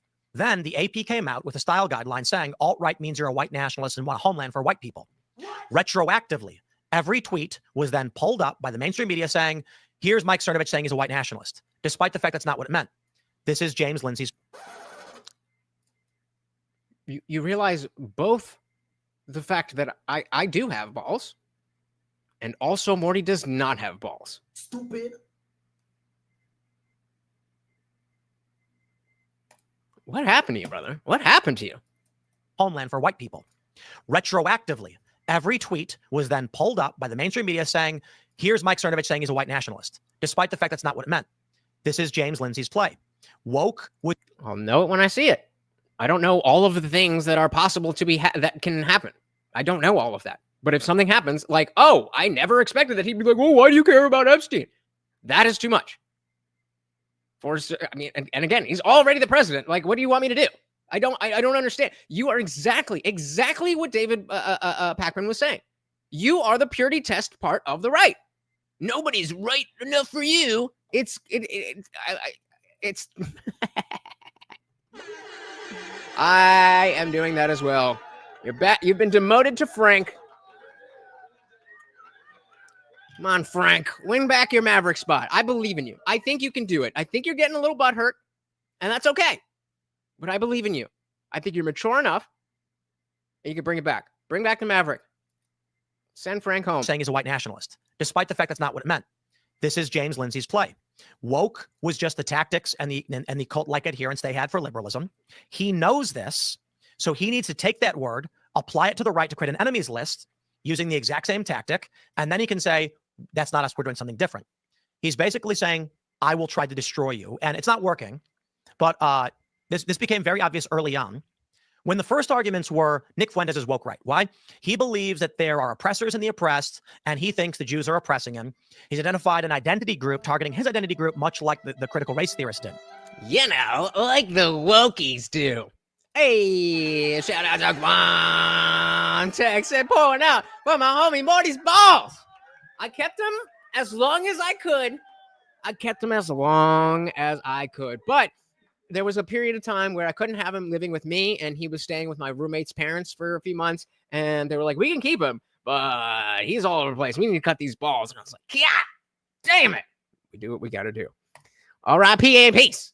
R.I.P. in peace. Shout out to Guantech, the new sponsor of the stream. Guys, 99 cents is all it takes. 15 super chats or a $50 total not only gets Morty's peanut butter, but I am on the ground doing push-ups. Every $2 is a push-up for these puny little arms.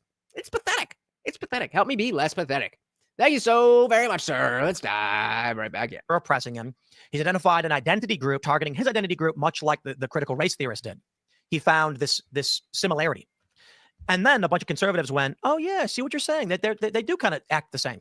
The problem is the argument that a powerful group oppresses a smaller group or an oppressed group makes you woke is overly simplistic because there's always going to be hierarchy in class. Right. Look at the lobsters. That's just the law of the Middle East. If you're a minority group in the Middle East, you will be. I don't even care what you say. I swear. That's why I had to type it out because I care. I always say things I don't care about. You know what I say to people that I don't care what they have to say? Nothing.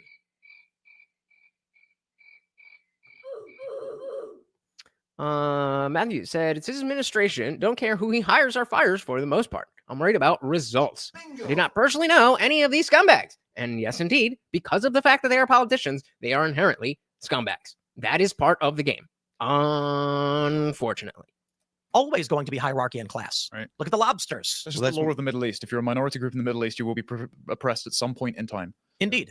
And so what we're seeing now is this list of people of varying ideologies being labeled woke, when James Lindsay's true strategy is, I need to make it painful to defy my liberal orthodoxy. It is really funny seeing, You know, like the wokies do. like, Yoram Hazoni. I guess I'm woke right now just by being there.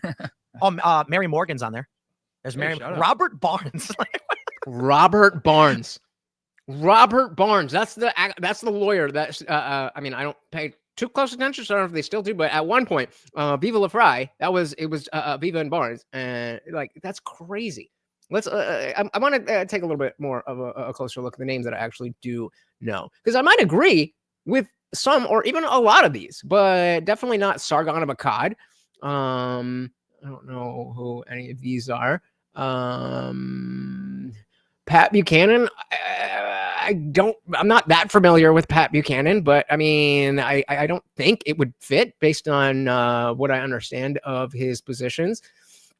Yeah, who are all these people? Organizations: American Conservative, American Reformer, Dissident Media, Josh Birch Society, American Affairs Chronicle, The Blaze, National Conservatism. We hit HOMATH before. Again, I agree with the Groypers. They're the woke right for sure. And then mainstream MAGA, we've got Jack Posobiec, Milo Yiannopoulos, Alex Jones, Owen Schroyer, Tucker Carlson, Vish Bura, Chris Rufo, Orrin McIntyre, Paul Ingrassa, Lady MAGA, Captive Dreamer, Peachy Keen, Mike Cernovich, Josiah Lippincott, MTG, as I just said, Robert Barnes, Mary Morgan, the girl who does the pop culture show on this network, Steve Deese, Brandon Morello, I don't know the rest of these. And then, so then we've got Candace Owens on the list as well, Ian Carroll. And I think there's a huge difference, even in just this group here. Candace Owens, Kurt Miller, Chris Brunette, Ian Carroll, Martyr Maid, Ryan Dawson, Jake Shields, and Dan Blazarian. There's huge differences in the way that these people approach what they're talking about. They are all anti-Zionist, or from what I know, they're all anti-Zionist. But some are about essentials, and some are about Bibi Netanyahu and the Israeli government. And that's not woke. That's not woke. Matthew said, I'm wrong all the time. When was I assume you're talking to each other? Box said, I like Sargon, but he is more UK centric. Yeah, well, that's where he lives, right? Was she? Shout out to SAG. She's a little fucking crazy, but you gotta love it. Yeah, I'm listening to Robert Barnes. He's kind of been busy defending Amish dairy farmers who sell raw milk. You know, like the woke. I guess it doesn't work there, does it? Guess it doesn't work there. All right. Yeah, right. Ghost Girl is woke. Oh no. Wait, do I have a sound for that? I gotta get better at this, but Stop the cap. I don't know. We'll do better. I love this. They put Chris Rufo. Chris on there. Rufo? It's like nicest guy. I love this. Can we zoom in? Oh, that's too much zoom in. It's a good reading list. Like, yeah, this is I would probably say you are engaging in hypocrisy, because I know that you're a smart dude. So I'm going to go with hypocrisy. Christian nationalists and any. Oh, sorry, I missed our boy equality over here. So there's about 20-second delay between when you. Yeah, well, yeah, that's normal. He's still on Viva. He's woke, right? Definitely not. But according to James Lindsay, Buchanan is a paleo-conservative, an old school guy. She's crazy is redundant. Very true. Very true. It's too much zoom in. It's a good reading list. Like, yeah, this is just Christian nationalists. And he tried making the claim first that Christian nationalists were. Yeah, he actually said that Stephen Wolf's book calls for like Christian fascism, and then he admitted he hadn't read the book when he reviewed the book. And he just read a bunch of reviews about the book. I read the book.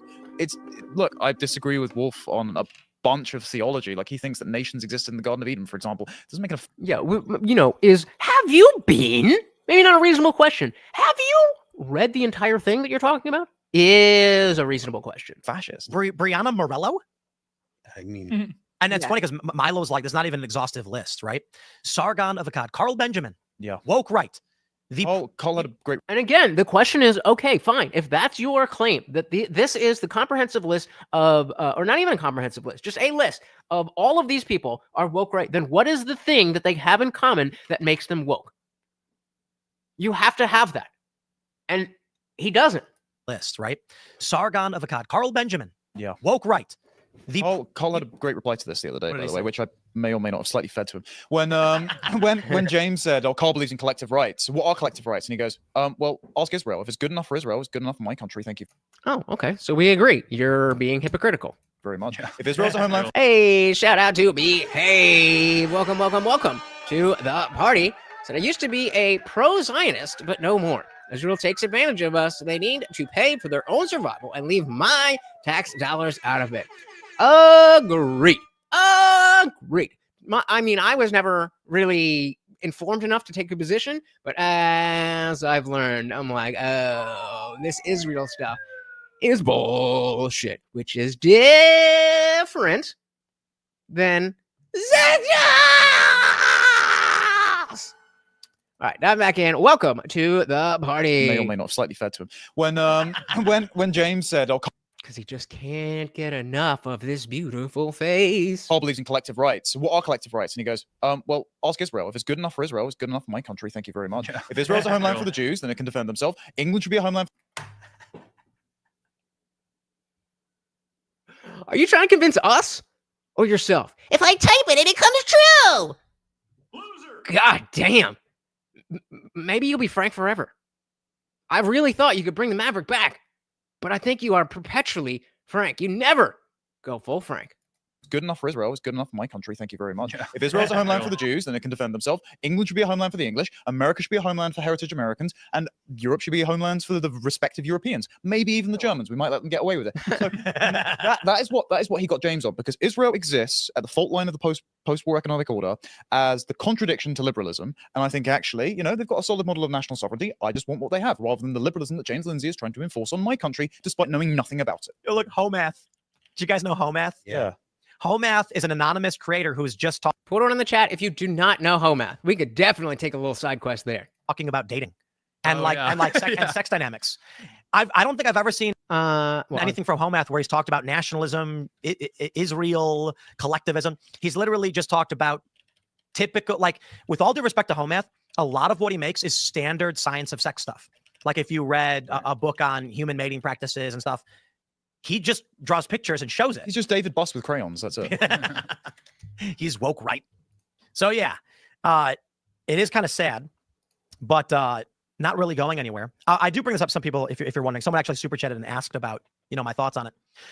The simple version is the effort limbs. Yes. Glad we can finally agree. See, I knew that you were smart enough, and if you just drop the hypocritical bullshit, then we could be on the same page.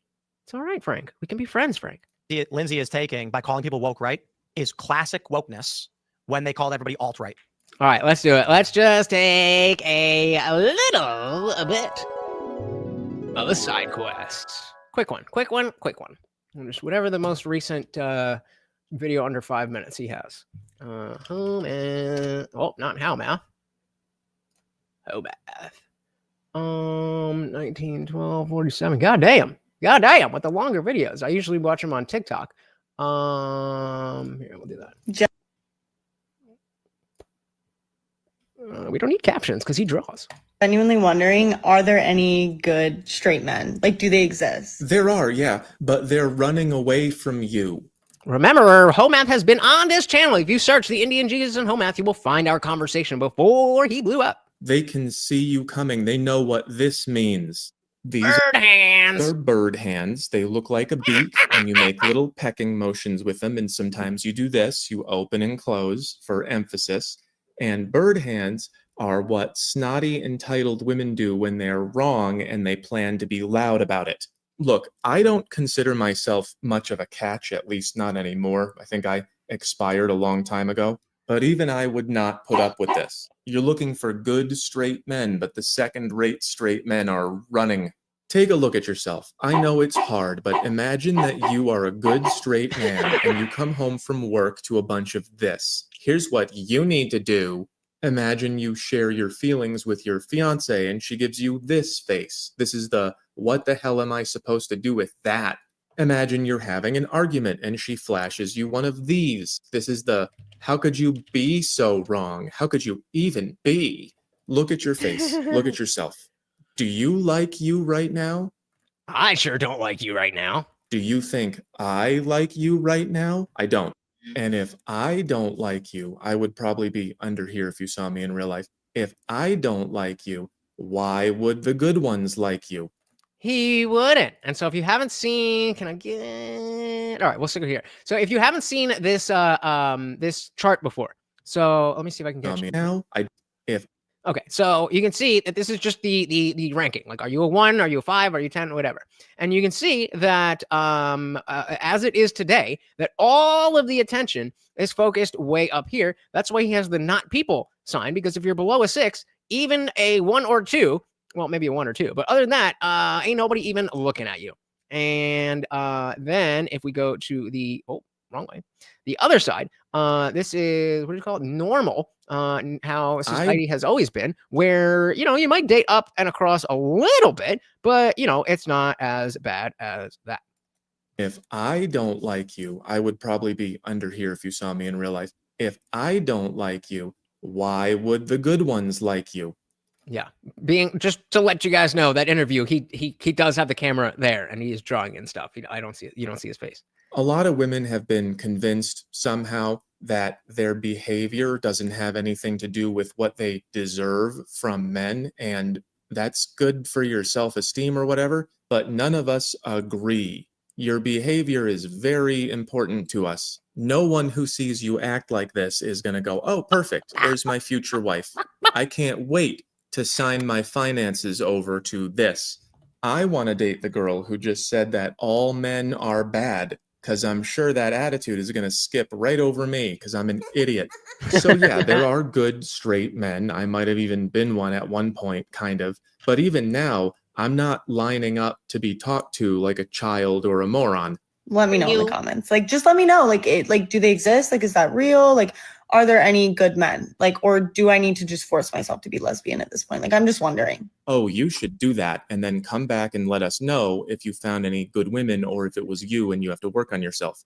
So if you want a good one, then you have to be a good one. Again, another great chart. Let me see if I can get. And that means giving us the stuff that we want, which includes your habits and your choices and your beliefs and so on. So got your work cut out for you. So yeah, this right here is kind of where men will treat or think of women. And so if you're you know, down here, and you ain't getting anything. But here, this is the worst you would see twice. And then up here, you get to the situationship things, and you see the dotted line in the middle. And this is, I don't even know where I'm going to be in 3 weeks within the relationship versus the situationship or whatever. That's a little bit more stable. And then, of course, you get all the way up. So is this the end? Let's let them finish up. Oh, and watch out for this. Bird hands are nature's way of saying, don't spend money on me. Don't forget to go to itishomath.com. I'm finally making clips of all my stuff and translating them, so tell your friends who don't speak English somehow. And that link is in the chat. Shout out again to Homath, somebody you should definitely be aware of, and clearly is well great. Sarcasm. All right, diving back in. Yeah. Chatted and asked about, you know, my thoughts on it. The simple version is the effort Lindsay is taking by calling people, hey, I like my pecker. Woke right is classic wokeness when they called everybody alt-right or white supremacist. It's like, if they call me a white supremacist despite being mixed race, they called Larry Elder the blackface of white supremacy. They use a blanket term to insult a large group of people of disparate races and ideologies. What they're really saying is it means bad guy. Wokeness was the cult-like adherence, and this is my opinion. Maybe I'm wrong. And the idea, you're not. It was, don't be bad guy. What's bad guy? Well, if you're a right winger, you're a bad guy. But we're going to call you a white supremacist if you're a right winger or far right. And so how, maybe 5-10 years ago, it was racist. Racist was the worst thing it could be. And then that didn't kind of lost its luxury. So we went to Nazi, we went to white supremacists and fascists and all of these things. They are doing the same thing. So it doesn't matter if you're anti-trans and pro-life. If you approach politics, like the wokies do, then you're woke. That simple. That simple. And unless you want to argue that the woke left doesn't exist, in which case I am very happy to have that conversation. But unless you want to say that, then you can't prove me wrong because I'm right.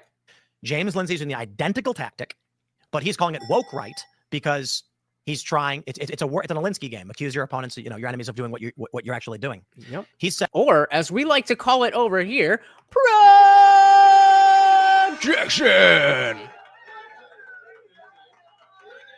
The ultimate projection. Yes, guys, don't forget, Morty is hungry and cute at the same time. 99 cents gets him a treat. Saying woke right means bad guy.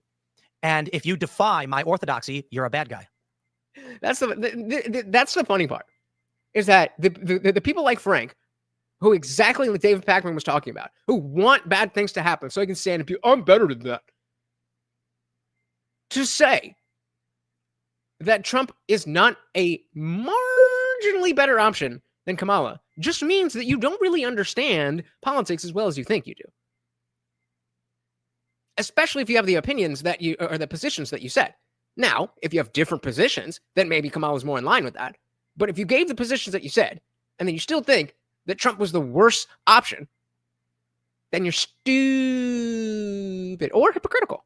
As we, you're a genius with that IQ, so he's a hypocrite. Awful lot of Jews on this list of Nazis. I just happened to notice that. I know. Jack Posobiec. Yeah. And the categories are... going back to just talking about groups of people, like the wokies do. So fluid. I think you could put a lot of different people in a lot of the different categories. I just love that Mary's on there. Sargon of Akkad. I also love that Milo didn't put Carl Benjamin. Oh, honey. Just because you didn't understand the words that I said to you doesn't mean that I didn't define my terms. I defined it explicitly clearly. Why don't you rewind and watch it 6 or 7 times and maybe it'll seep in that thick skull. He has Pat. No, you're not saying anything except I'm better than you guys. Buchanan up there. Wait, what? I'm done. Yeah, You're Paleocon. Gottfried. Oh, yeah, he does. Pat Casey's flattered to be right under Adrian Gonzalez. And I mean, I'm not sure. I know this is a list of people that Milo, came up with, that he says that Lindsay has called woke right. But I mean, part of the thing that bothers me most about what Lindsay has kind of been doing lately is that he has such a massive blanket term. He's been using it as this massive blanket term, and I think it is accurate to say, basically it boils down to anyone that disagrees with him, he starts calling them woke right, and it's like Smingo tactics. That's it. And it's exactly what the left was doing when you defied. So I'll put it like this, right? I'm clearly like a moderate liberal kind of guy in a lot of ways. Conservatives say Tim's not a conservative. Milo said that I defy typical political. The thing that you don't know that he knows because he's better than you. This is the game. This is the game. This isn't about positions. This isn't about politics. This isn't about principles. This is about virtue signaling. Frank needs to be the best, coolest, smartest person here. Even though, I don't even care what you guys think. I'm just here for an hour and 37 minutes trying to convince you guys that I've got something good to say. Failure. Kamala's a drunk. You can smell her and hear her cackling when the wind hits you right. Oof. Most of the time I said funny how to PDF never made it to the list of the worst thing you could be. I never thought I'd see people actually making the argument that maps should be a sexual identity. Yeah, I mean, we should have known with NAMBLA back in the day. NAMBLA, that was pretty bad. But yeah, and to be fair, I haven't really heard too much talk about maps. I think that that was in the height of the trans craze and stuff. But yeah. Hey, shout out to KFT. Oh my goodness. 12 months. 12 months. Has it really been that long? My goodness. Thank you so very, very much, sir. Of course, that does not count to our swole goal, but that will get Morty a treat because I appreciate you guys so very, very much. Welcome to the party. Very good to see you. And sorry I'm late. Ran out of breath like George. Oh my goodness. And you made it just in time. We are headed over to FLOYD-GATE right after this. Welcome, sir. Liberal kind of guy in a lot of ways. Conservatives say Tim's not a conservative. Milo said that I defy typical political definition. And to the woke, I'm far right. And when people work with me, Gavin made an interesting point yesterday, and maybe he's correct. I don't know. He said, Ben Shapiro's a gateway drug, but it's people like you and me that make it okay for liberals to come and join the right. Because I'm not a suit-wearing, stodgy, Thanks. Well, that was the point he was making. He said regular people don't want to be in suits in the office, and this traditional conservative approach is off-putting to regular people who they don't live this way, right? They don't experience that. I'm not saying he's right or wrong, but the reason why I'll tell you something fascinating. We work with people all the time. We recently started. Is he rage quitting, or like why are we all saying bye to CT more than once? Usually, when you say bye, you do that right before you leave. So if you say bye and then you say more things. Working with a new contractor who told us almost immediately they got text messages from people saying, stay away from Tim Pool, watch out for him, he's far right. And the dude was like, yeah, I've hung out with him, I've met him, none of this is correct. Why are you saying this? The reason is, Ben Shapiro, they don't need to say anything about. Ben Shapiro will tell you he's a conservative, he holds these views, he has faith in God, he's Jewish, pro-life, etc. Hold on, he's Jewish? Oh my goodness. KFD again with the $2. Thank you, sir. Said, hello guys. God is real and Trump 2028. I disagree, but I will protect your right to say silly things like this forever. Thank you so very, very much. That's 2 out of 15, guys, and 4 out of 50. We just 99 cents counts. We just got to get 15. Thank you so very, very much, sir. A new co-sponsor of the stream. Ben saying this. The reason is, Ben Shapiro, they don't need to say anything about. Ben Shapiro will tell you he's a conservative. He holds these views. He has faith in God. He's Jewish, pro-life, etc. And they're like, he's already in a different camp. But Tim Pool is a liberal guy who's going to call out all of our lies. He's dangerous. Stay away from him or else. So these people get threats that they're going to lose their sponsors, lose their job for going anywhere near me.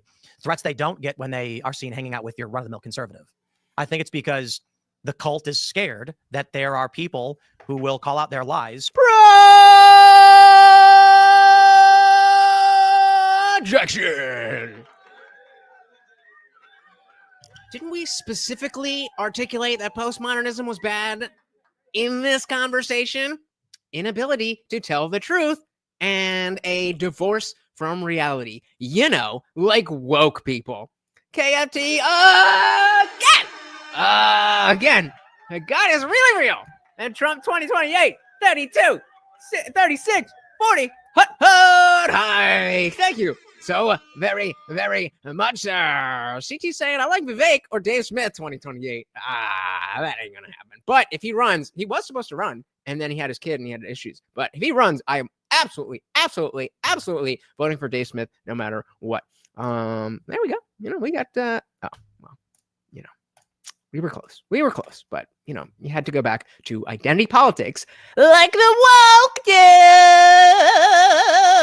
I think it's because the cult is scared that there are people who will call out their lies who are approachable by liberals.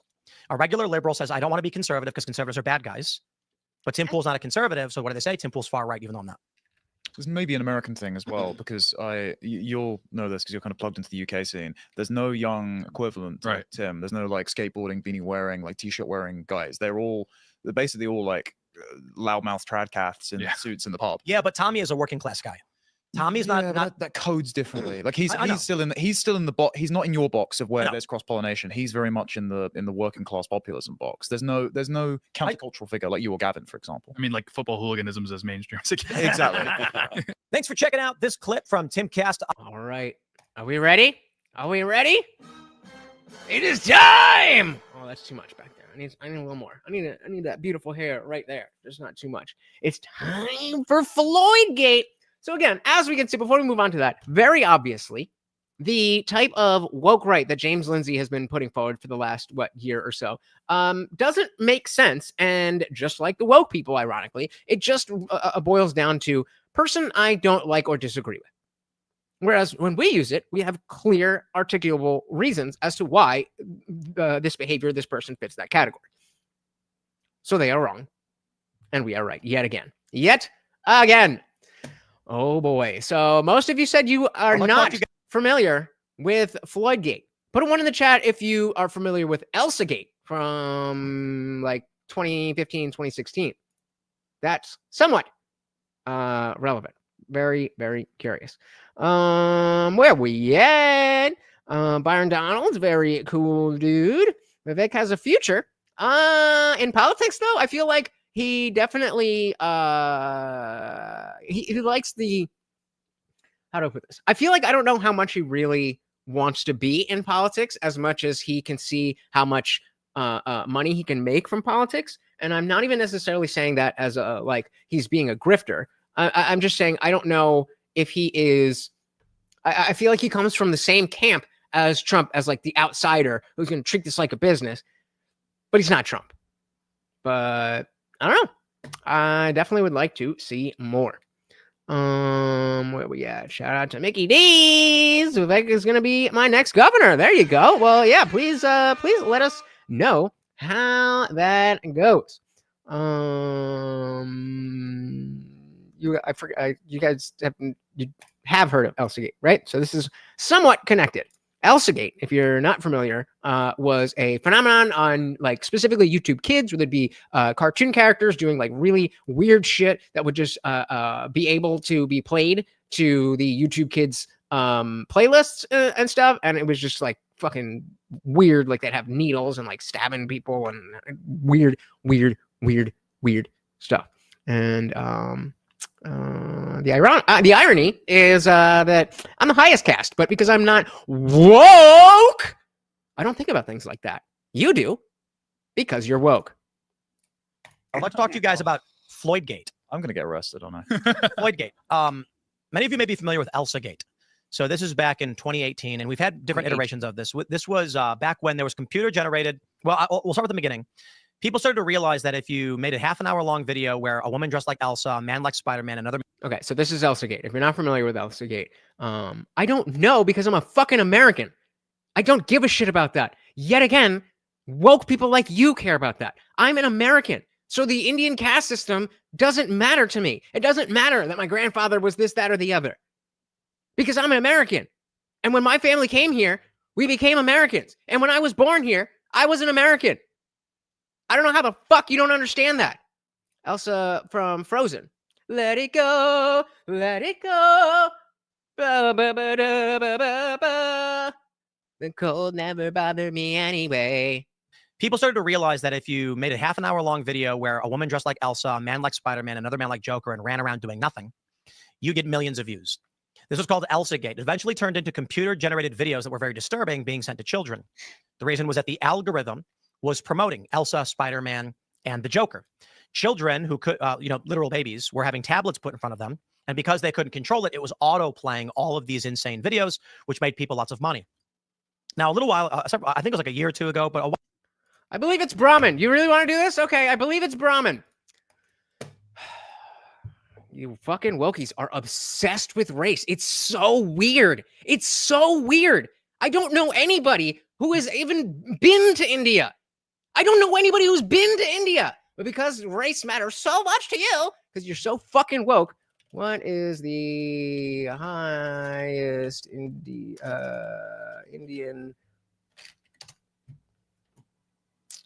I believe it's Brahmin, but I could be wrong. Oh, look. Oh, look. Exactly what the fuck I said. Oh, I don't know. Yeah, because I forgot, because I haven't had this conversation in 15 years, because it doesn't fucking matter. You fucking woke racist. You are a woke racist loser. Please go away, Frank. We don't like you. We don't want you here. You are not wanted. We don't like you. Being demoted from Maverick to Frank was not enough.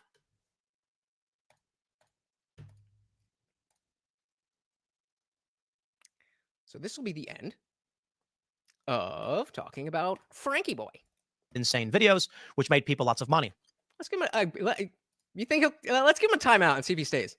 We'll give him 5 minutes. What's the smallest one? 5 minutes? We'll give him 1 minute. 1 minute. Put a one in the chat if you think Frank is going to still be here after 1 minute. Now, a little while, I think it was like a year or two ago, but a while ago, Groypers and, I guess other trolls on the internet made these AI George Floyd videos, which many of them, it's like, just mocking George Floyd and Chauvin. It was edgy. It was meant to be offensive. We are now beginning. I need to use his chats to keep my chat rate up. Show it to more people. I'm using him. To experience what I am calling FLOYD-GATE. Okay. Now, I've had people like Callum was telling me, oh, you don't know about what is it called? Like George Droid or whatever. It's like, yeah, they do this. No, hold on. I'm not talking about videos like this. Roll tape. Wait, I got to refresh this one. Here we go. Here's George Floyd. I heard this in the car, so I did not get to see any of these.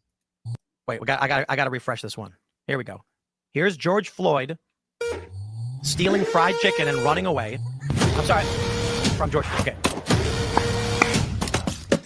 Okay, so this video is Derek Chauvin. Call of Duty sounds like. Yeah, with Ashton Hall video. That's what's overlaid. So Derek Chauvin's got buckets of fried chicken, and he is running, and George Floyd is chasing after him with those Brams. Now, this has got 15,000 likes, which means it may have, 100,000 or more plus views. Now, of course, videos like this have existed for a while, and people say, no, Tim. Oh, who said he would be here? Who said he would be here? Who said he would be here? I knew it! Trolls and the Groypers, they've been making these videos, and Are you though? Hey, one last message for you. Nobody really cares. Bye. No. I know that. Here's the context. I want to show you FLOYD-GATE. And this is. He just had to send another one. Oh, man. I would be so embarrassed. I would be so embarrassed to be this person. Guys, this is hold on. This is a PSA moment. If you're in a stream and somebody's giving you the attention, but they're shitting on you because you're being retarded, just leave. You're not going to win it back. If for no other reason that I have facial expressions and tone of voice, you're not going to win. Now, if you had balls and you'd say, drop the link, I'll come up and tell you that I'm wrong. Well, maybe this would have gone differently. But you're a little fruitcake who is butthurt that we don't think that you're cool. Don't be Frank. That is a bad thing to be. Jesus Christ. I'm so glad I'm not that pathetic. So no. I know that. Here's the context. I want to show you FLOYD-GATE, and this is FLOYD-GATE right here. So let me play this video. Dad. Good job. This is a really great example of what I'm talking about. Okay, so let's lock in here. I'm going to show that again because remember, before we were talking about Gen Z and nihilism and all that stuff. Let's hone in. Lock in, as the kids say. We're going to watch the video one more time and listen to what Tim is saying. And we're not even done. I have more for this. So let me play this video. Dad. Good job. I'm sure this is a really great example of what I'm talking about. This video's got 1,000 likes, so maybe it has like 40, 50,000 views. This is not a racist troll or a joke. It's literally just a home video of a baby saying "Dada," and they used AI to turn the dad into George Floyd. It is not making George Floyd break dance with Derek Chauvin. Yeah, like you can see the caption is obviously cut out, and then they put the George Floyd here. It is not showing George Floyd and Derek Chauvin kissing. What? It is literally just George Floyd watching a baby say "Dada," and nothing happens. And so his point, I apologize if he already says this right after me, but the point being that when we were making memes as millennials and in the 2000s, there was a punchline, there was a joke to it. And there was definitely the random stuff, the Charlie bit my finger and King, what is it? Not King of Cups. The no way, no how. That kind of stuff. But that there was usually a punchline. There was something to get. And that's not the case here. So he said, wait a minute, liberals are using AI to make Floyd hold their baby? Comedy is dead. Well, maybe it's just evolving. Let's see. My point is, On Instagram, there are videos like this with millions of views, hundreds of thousands of views. And I believe what's happened is because of the SEO around George Floyd and Derek Chauvin, there are probably people in Pakistan, India, and Singapore or Malaysia or whatever who are like, if I want to get a big following, I'm going to make videos that fit with the algorithm. These people probably don't know who George Floyd is. All they know is search volume in the hashtags for George Floyd is probably in the tens of millions. So they start making AI-generated George Floyd videos that are not jokes, that are literal random videos. That's what ElsaGate was. When the first videos of Elsa started popping up, computer-generated random garbage emerged that was nonsensical. Videos of Spider-Man doing Tai Chi with Hitler, and it made no sense. That's what we're seeing now on Instagram. This is going to be really weird in the future because so many people are getting fed this algorithmic schlop, and their whole world... Schlop or slop? Slop or schlop? I think that does count as schlop. The view is going to be built on videos of George Floyd as every character and every concept. There was one I saw where it was like, I think it was like a fitness influencer just talking about like how to do reps. It was a guy, and it was George Floyd. Oh my goodness. Oh my goodness. Context said it took over 35 to get another naked gun. We are cooked. Yeah, comedy is... I have a feeling it's coming back, though. What did I just... Oh, no. I just watched the interview. Different, but same. But still... Or no, it's same, but different. But still same. No, but I think he's saying that on purpose because he's trying to, like, for example, the type of content that I like to watch, that I would say is content slop, is this guy who covers all the drama with the I forget what they call them, but all the Hassan, Destiny, or like all of that stuff. I don't watch any of their streams, but you know they're all fucked up, and so they're always in some kind of drama. So I love to just see what they're up to, and I think that is slop because it's just drama content, gossip, and bullshit. But like it is about an actual thing. So I think, and maybe I'm just speculating way out there, but I think he's specifically saying schlap as it's further than just your everyday YouTube slop. Big AI slop. Yep, that's what it is. I think it was like a fitness influencer just talking about like how to do reps. It was a guy, and it was George Floyd, and I'm like, this is not even a joke. It's literally this guy being like, hey, I'm doing some reps today. We're gonna focus on the lift over here, blah blah blah. And yes, that stuff. I love keeping up with that stuff. I don't have any desire to watch any of the people involved, but I love it. Joke. It's literally this guy being like, hey, I'm doing some reps today. We're going to focus on, the lift over here, blah, blah, blah. And it was like 15 seconds long. And I was like, that's not even funny. I would explain the hashtags as well, because the hashtags are totally incoherent. So they've got George Floyd, California, Oakland, Trump, Martin Luther, not even King Jr., just Protestant, drone, as in this footage, yay, Drake memes, Kendrick AI, shooter breathing. Okay. So again, pay attention to what Tim's hypothesis is about this stuff, because I think he might be right. Not the hiccups, please. Not George Floyd, NFL, Europe, police brutality, Justin Bieber. Well, I think what's happening here, like this video was lifted from someone else, most likely. This is like a account that just takes memes from people. Like I think this is actually an American, Western phenomenon, because I think this is Zoomer nihilism on full display. Yes, that's Zoomer that's going on. nihilism. It's actually pretty funny if you're a Zoomer, because it's like post-ironic. George Floyd is basically the patron saint of the left, so it's like you're going to get a reaction. It's like edgy and that sort of thing, and it's transgressing every possible. But here, I think this is Zoomer nihilism on full display. I think we're beyond that, and that's why I call it FLOYD-GATE. I think Zoomer nihilism was when it was jokes. See, it's not clickbait. Not when it's a random video of a baby saying "dada" or otherwise. But more importantly, the reason why I also call it FLOYD-GATE is ElsaGate to a discerning adult was just weird, but to weird babies, it was a component of their reality. 10 and 12-year-olds, 13-year-olds who are on Instagram don't know why. They are being fed videos of George Floyd with a baby in a bathroom. They weren't. I mean, how long ago was this? This is like 8 years ago or whatever, or something. Or 5 years ago. 5 years ago, yeah. So you're looking at 13-year-olds, 8 years old, and they weren't on Instagram. Now they're on Instagram, and they open it up, and Instagram is like, here's George Floyd selling bottles of water on the side of the road. And they're like, I don't know. They don't know what it means or why, but they're going to grow up being spam-fed these algorithm videos. And now I will say this. So before he goes on, take everything you just said, that this is the norm for what you see online. And I'm sure whether you're Gen X or you're a millennial, you can attest to the things that you saw online when you first got online, whether you were my age or you were your age. We all came up with the internet when it came out. That there's things that you saw from the first day, maybe not the first day, but from way back, whether it was E-Bombs World, Newgrounds, Smosh, any of these, you remember that. And so this is their landscape.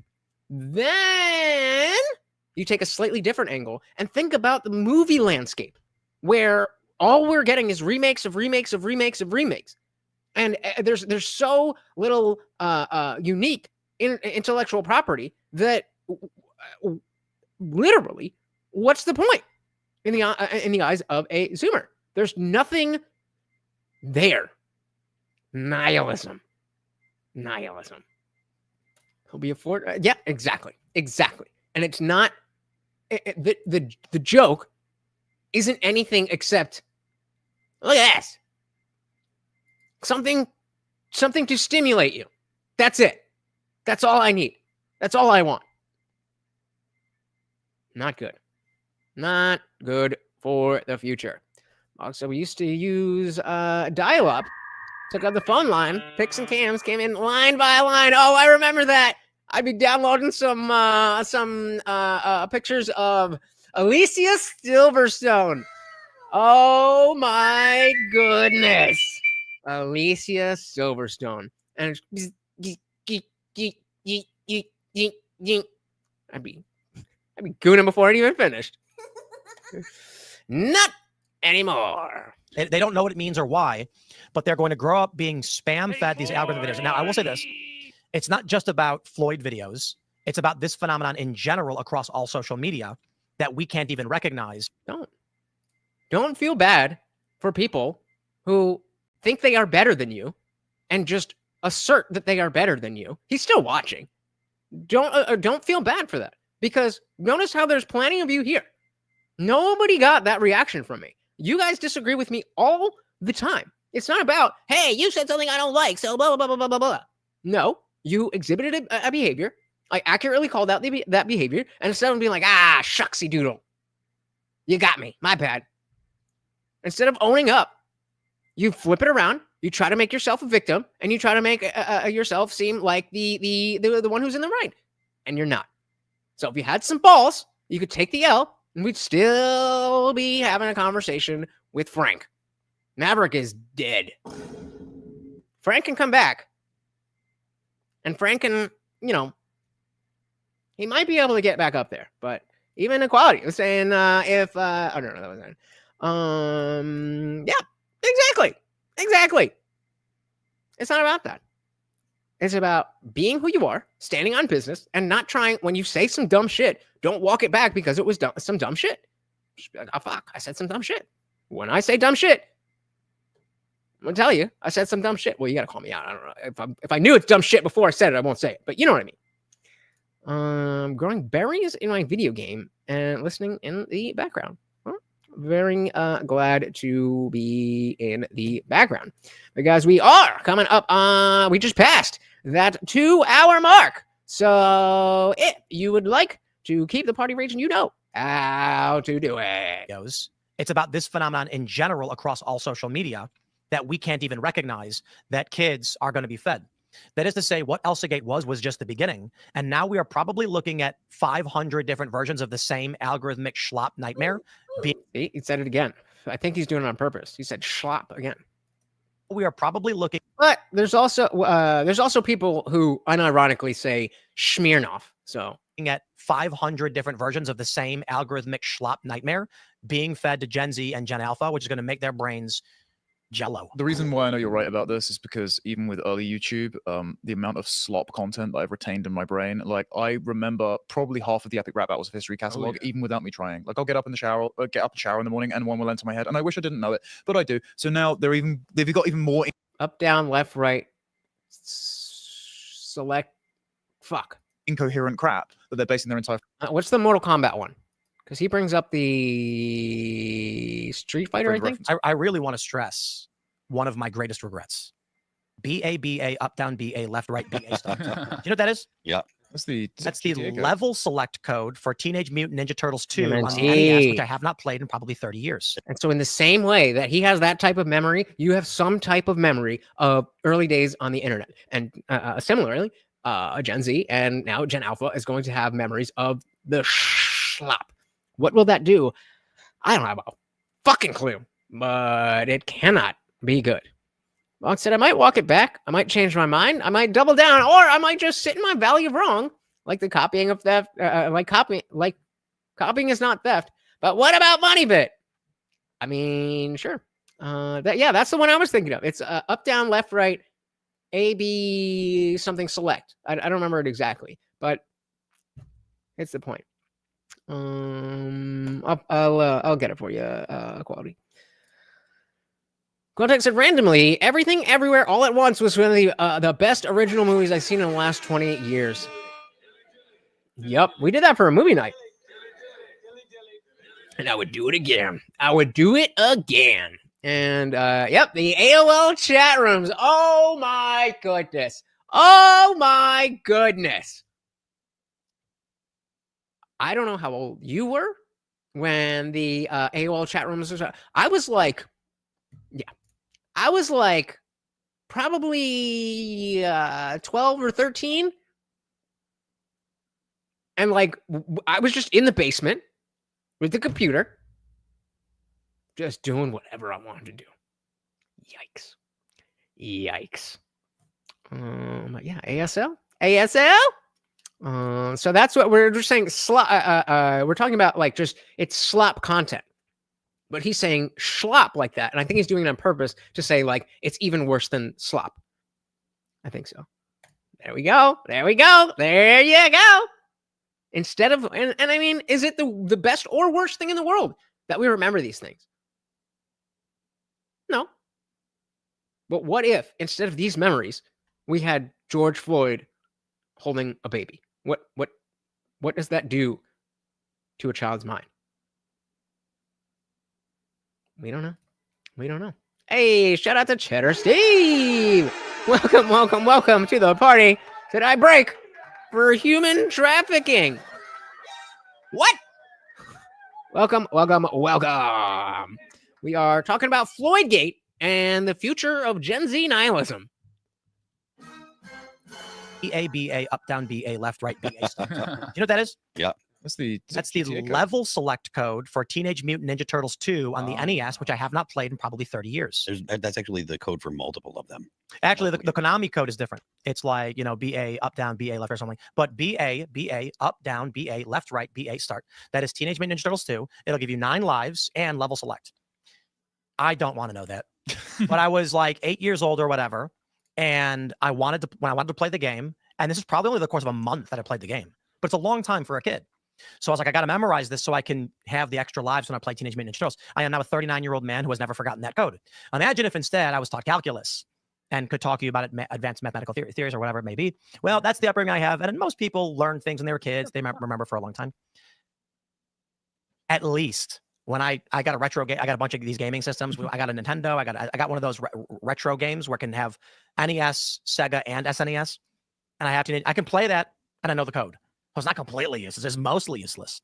What's going to happen to these kids who grow up memorizing George Floyd videos of nonsense or Elsa videos or otherwise, and they're going to be 40 and they're going to be making jokes about George Floyd to people? Yeah, well, that's why this mechanism is called brain rot. That's the definition of this style of humor is brain rot. Like if I say this to you, baby Gronk rizzed up Livy Dunn, does that like mean anything to you? A little bit. Like it's just something that it burned and found it. Okay. I'm putting the home math interview in the chat if you would like to see it on both accounts. All right. Let's did I miss anything here? Shout out to Tekken. I'm beginning to hate that word. It's unattractive to hear and say. The schlop. Yeah. Weird. Gondek said, used to know all of the king strings throws too. I could end a match if I got a single grab. Well, now you can do that in real life, baby. That's what we're talking about. Fox said, he is a full-grown man. Why? Is he making excuses like a math problem is beyond him? Is this to me? I don't know what that means. of this style of humor is brain rot. Like if I say this to you, baby Gronk rizzed up Livy Dunn, does that like mean anything? Baby Gronk rizzed up Livy Dunn. I'm going to assume Livy Dunn is a person and that the character Baby Gronk was flirting with whoever Lizzie Dunn is. Humor's brain rot. Like if I say this to you, baby Gronk rizzed up Livy Dunn, does that like mean anything to you? A little bit. A little bit. Like it's just something that it burned in my memory forever, and it's funny when I hear it. And George Floyd has 2.4 million posts. So I don't think that was the point that he's making. He's making the same point that I'm making when I'm saying Guam Tech remembers this. It's not that Guam Tech is unable to learn more important things. It's just that the specific synapses and neurons that are holding this are not holding other information. And for the young kids today, instead of codes like this, it's going to be George Floyd slap. On the hashtag 2.4 million. It's brain rot. Your brain is rotting. I kid you not. It's all AI. Here's George Floyd with a gigantic nose and a yarmulke. That's funny. That's hilarious. That is funny. The Raphael, it was red. The red or no? Michelangelo was the leader, right? I always like Donatello with the stick. That was cool. Bow staff? Is that what it's called? Gigantic nose and a yarmulke. Oh, on the screen. Come on. Funny. That's hilarious. That's not an Indian is not capable of that. I understand the trend of making the jokes. Yeah. Like I'm not calling out the fact that people are like, haha, let's use George Floyd as gags like that. I'm pointing out videos like this. There's a bunch of them that aren't even jokes. That it's getting to the point where you're watching a video of a guy going through a drive-thru and being like, I'll take a number one with extra ketchup, and that's it. And it's George Floyd, and you're like, people are just making anything now to hit the algorithm to get those views. Yeah. And why not? Some of them might hit. You know what I mean? It would get me. There's an MMA one, 7.4 million views. 1 million views on a guy in a Burger King hat yelling "Nit." This is crazy, dude. Yeah, damn. That Home Mouth interview was August 12th, 2023. 2023, over 2 years ago. Over 2 years ago. Okay, so Leonardo was the leader. Michelangelo was the nunchucks guy. Donatello was the bow staff guy, and then Donatello. Who was the fourth one? Who was the thingy with the sharp things? Leo. Oh, no. Yeah, we're talking about Leonardo. Okay. Michelangelo. No, you said that. I'm still missing. Donatello, Leonardo, Michelangelo, Raphael. There we go. Okay. Brain fart. All right, diving back in here. At yelling "Nit." This is crazy, dude. Like I feel like if I showed Tim my George Instagram Floyd Reels feed, it would be like a devastating moment. I think he'd probably fire me. It's bad. Mine are just ducks, donkeys, and like sweet cartoons. Oh, mine is like this. How it's called the 3-prong thingy, a sigh? Basically. Okay. Yeah, it's just variations of this. Look, I do think that the censorship was so culturally stifling for so long that now young white guys have absolutely nothing to lose. So we make fun of literally everything. The boot is off our neck, quite literally. Not only that, but the argument that I think this is a symptom of woke as well, because or a symptom of critical race theory and stuff. The argument was, look, if you guys don't do these things, then we won't blame you for things that have happened in the past. And then when that sounded like it made a lot of sense, but I didn't fully get it. The symptom of critical race theory and stuff. The argument was, look, if you guys don't do these things, then we won't blame you for things that have happened in the past. And then when critical, meaning like if you don't engage in what we deem is racist behavior now, then we won't blame you for the racism in the past. I think race theory became kind of prevalent. It was like, oh, all you white guys are all bad. You're no good, and you're all racist, and blah blah blah. Even if they're like actively not racist, right? So then they're just like, or young guys saw this and they're like, might as well be racist. Well, I mean, what's the benefit from not engaging in these jokes? They make me laugh, and you're going to call me these names anyways. There's no reciprocity in it. It's like, oh, you can do, no matter what you do, you're always going to be bad. Let's get Morty one more treat, guys. I know we can do it. One more treat. So why should I try not to? I can make these jokes. They're funny. They make me and my friends laugh. I actually have a quick question. As I'm looking through all these George Floyd posts, who's this dude? One of them was political and talking about how Derek Chauvin is a political prisoner and should not be in prison. How much of this is to drown out People who were making posts calling out the lies of the George Floyd riots. Ah, okay. Gotcha. Took me a second. Yeah. So if you, yeah, makes sense. Makes sense. Stop acting manly. Masculinity is bad. Women are perfect. Got it. When I said, fun fact, all the turtles had red masks in the original comic books. Interesting. Michelangelo was the stoner guy with the orange sash. That's pretty cool, man. And yes, obviously, that's a joke that so in How I Met Your Mother, you guys know I love How I Met Your Mother. There is a part of the series where Jason Segel's his character's wife is like an art dealer, and they start. He doesn't know shit about shit, but he goes with her to an event, and he's like, "Oh, I can make I'm from the Midwest. I can make friends anywhere." And so he's talking to these like fine art people. Like, do you think you would like a show with Raphael, Michelangelo, Donatello, and Leonardo? Like, well, yeah, so I think that would be fine, says the other guy. And like, sounds like you're a fan of TMNT. Got him. And of course, shout out to Master Splinter. To drown out people who were making posts calling out the lies of the George Floyd riots. You can't find it now. When you look at the hashtag, there was one post where it was like it was breaking down why Chauvin, like why he shouldn't be in prison, what was wrong with the case. But every other post is drowning out all those stories. And we have an actual news story with a real political and judicial crisis, and that George Floyd should not be in prison, but he is. Derek Chauvin. Not George Floyd. I'm sorry, Derek Chauvin. Well, both. George Floyd definitely should be in prison if he were alive. But hey, thank you so very, very much. Shout out to Box for that $2.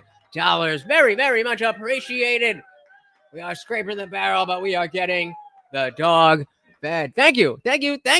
So very, very much. Morty very much appreciates that. And now we've got 3 co-sponsors of the stream. You too can be a co-sponsor of the stream, which is $2. $2. Make me holla. Floyd should not be in prison, but he is. Derek Chauvin, not George Floyd. I'm sorry, Derek Chauvin. Well, both. George Floyd should, yeah. Yeah. George Floyd. Okay, I forgot KFT did choice, so $4. But still, should not be in prison. $5 makes you a sponsor. Disavowed. But my point is, whether it's intentional or not, these memes are drowning out the people calling for justice for Derek Chauvin. That's a good point. Maybe it's an op. I don't know. I think people just find it really funny. It might be linked to the prior story where it's not dead internet theory, it's just Indian theory. Yeah. Well, just... Well, also, it's like Phil was talking about. Like, there's also theory? just a containment breach where like the left can't cancel, and they can't cancel people. I have not heard of Indian theory. What is Indian? At a high volume like this, where like Tim said, there's a million George Floyd reels. You can't cancel everyone, so it's like it's just a containment breach. It's not even about that. It's the bro. All of these videos. I remind you, kids, only do the good kinds of drugs. This one fly really wants to land in the microphone. I'm gonna let him. It's a woke fly. Just lands. He's in a the microphone. woke fly. All these videos that are just like racist Let humor. you speak. And a lot of them are the repeated jokes. Okay, you guys talk while I kill this fly. There's no guarantee that these people are even from the U.S. These accounts could be made anywhere, and because of the internet, you not only can they be made from anywhere, but it's probable that things like George Floyd no longer are contained contextually to the United States. That's exactly what it is. Yeah, it's like they could be. I mean, like people in Southeast Asia will get the joke. That was the point I was saying. Exactly what it is. Yeah, that's what I was saying about Malaysia. They don't care about the joke. Right. They don't know. Yeah. All they know is they go into their bot farm warehouse, and the guy says, "We need to get 5 million views today." Now, here's the thing to understand. We as podcasters and creators, we look at our content. And we're like, how many views did I get? Our sales reps will be like, hey, you know. Anybody see the new Superman with the monkeys? Same thing. Shout out to Waco Mine. Welcome to the party. Very good to see ya. We are talking about FLOYD-GATE and the nihilism of the Zoomers and what that will do to the future. Welcome. At our content, we're like, how many views did I get? Our sales reps will be like, hey, you over the summer you averaged 500, 600,000 views per episode or whatever. So we can sell ads at this rate. And we're like, okay. And we do sponsorships that can range from like, it could be like 5,000, 10,000, or for live events we've done $100,000 sponsorships before. Big number. Hey, I'm asking you guys for 99 fucking cents. Based off of one company, small amount of employees. What they do in India is they've got 500 employees in one room and they say, just get 100 views each and we'll make $1,000. That's a lot of money for these people. So it doesn't matter on this post that may have only gotten 12,000 views. It took them 10 seconds to make. They don't know what the joke is. All they know is there's 2.4 million George Floyd posts.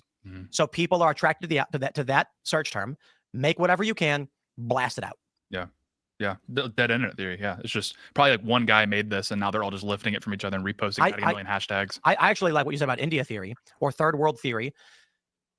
That's what I'm saying. I hadn't heard that, but that's what they are talking about. Do we have a mod tell Behave? She might be a minute or so behind. They are bots.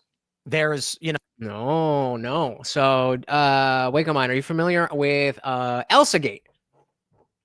Well, this is I'll let this finish and I'll show you again. But if you're familiar with ElsaGate, it's kind of the next iteration of that. And I'll show you real quick once I'm going to finish the clip and then I'll show you. India theory or third world theory.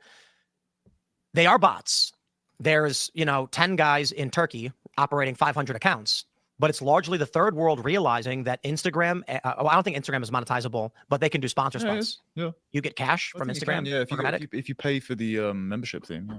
Oh, right. Scheme rather. But largely with like YouTube, with TikTok, there are ways to monetize, and X especially. Remember the post from those Indians where they're like, happy payout day? Yeah. Yep. Yo, Elon needs to ban these people. It's literally turned into millions, but he probably likes the numbers. He's like, look at the big increase. Millions of Indians, Malaysians, and Turks are spam posting and responding to each other. Yeah. So what they figured out is they'll post, how are you? And then they'll respond to each other nonsense to generate revenue. And everyone in the US, all our revenue went down. Because only verified engagement counts. So and verified accounts replying to each other, then So there's a finite pool of money that's coming into X.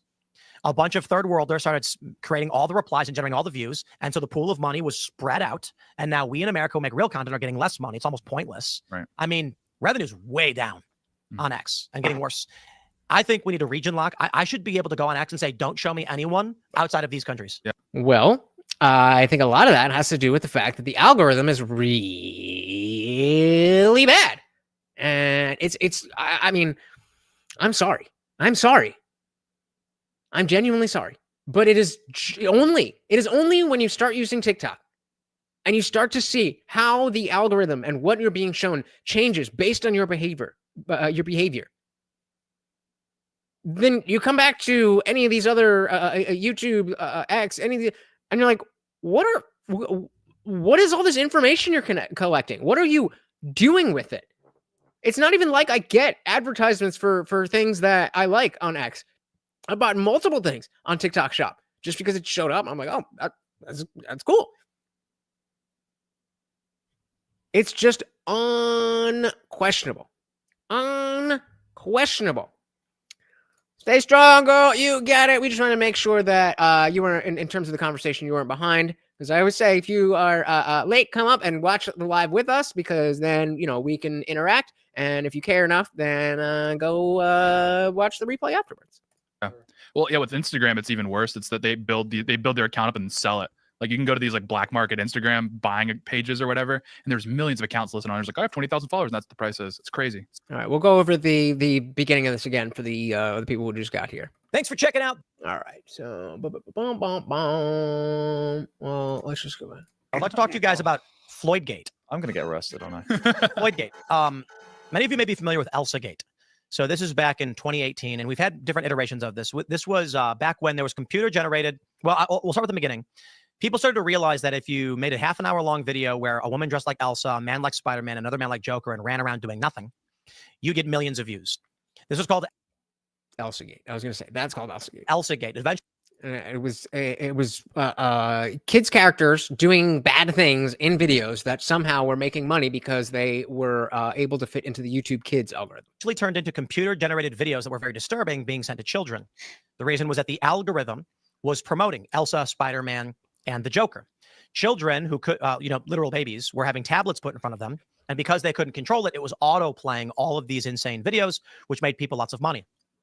Now, a little while, I think it was like a year or two ago, but a while ago, Groypers and, I guess other trolls on the internet made these AI George Floyd videos, which many of them, it's like, just mocking George Floyd and Chauvin. It was edgy. It was meant to be offensive.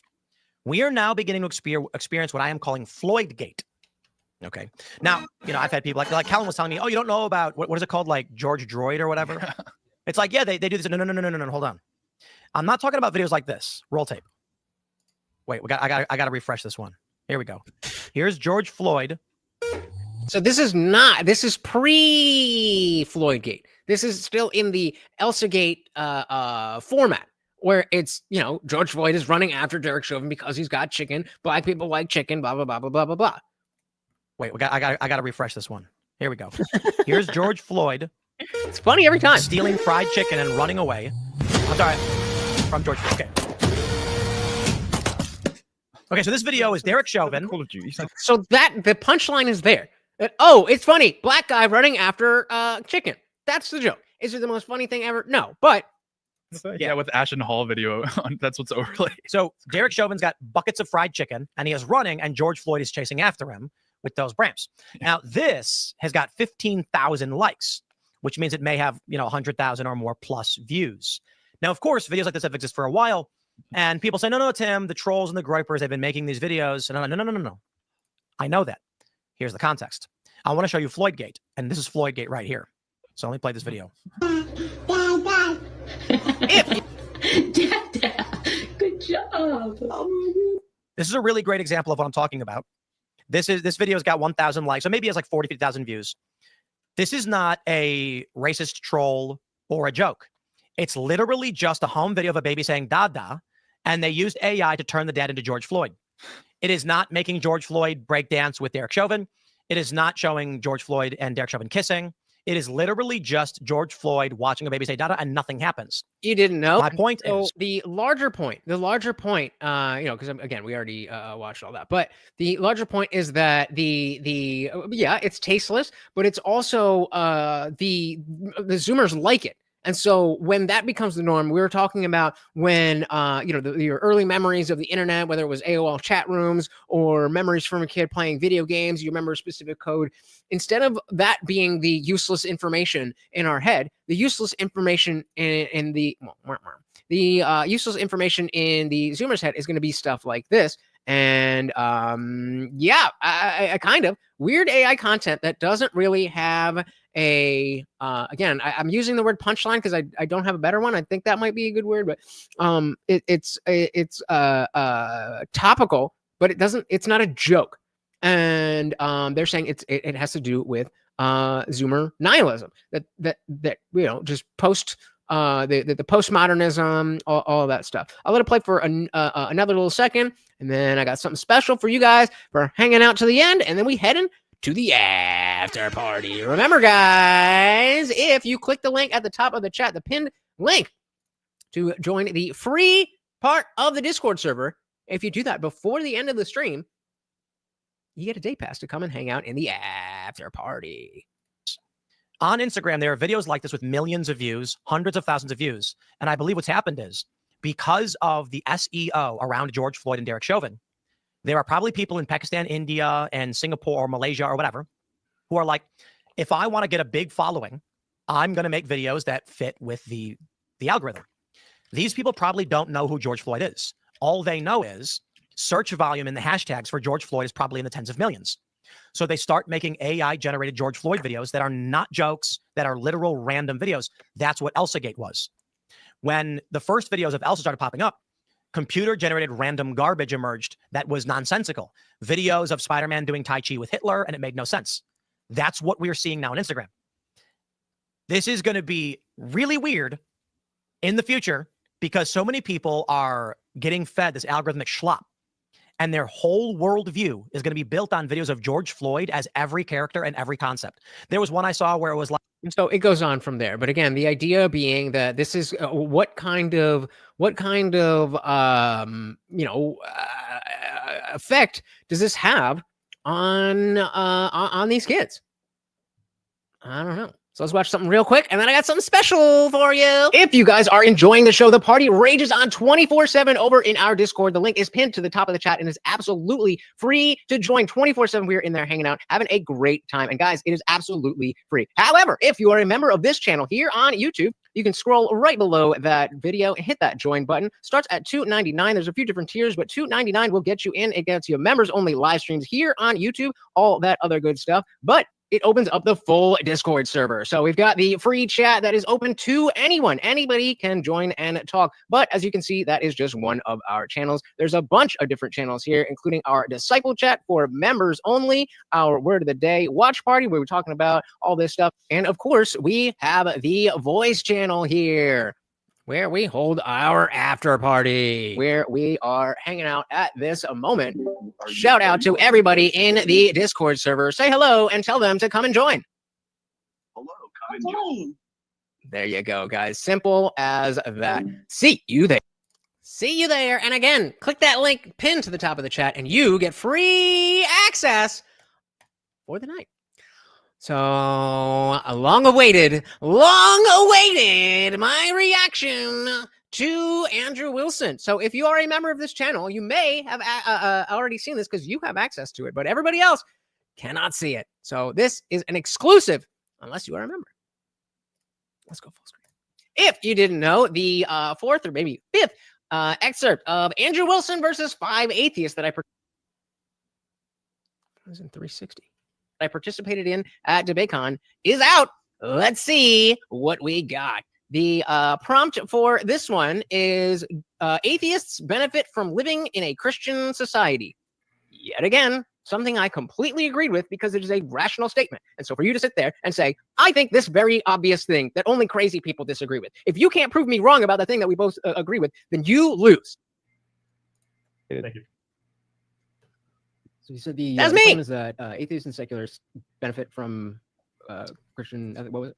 From a Christian society. Okay, and yeah, yet again, he felt the blood sport debater felt the need to hide the prompts until right before we sat down. Why? I don't know. Okay, so I definitely agree with that. But I think where would you say that plays into the acceptance of these values in secular people by separating them from Christianity?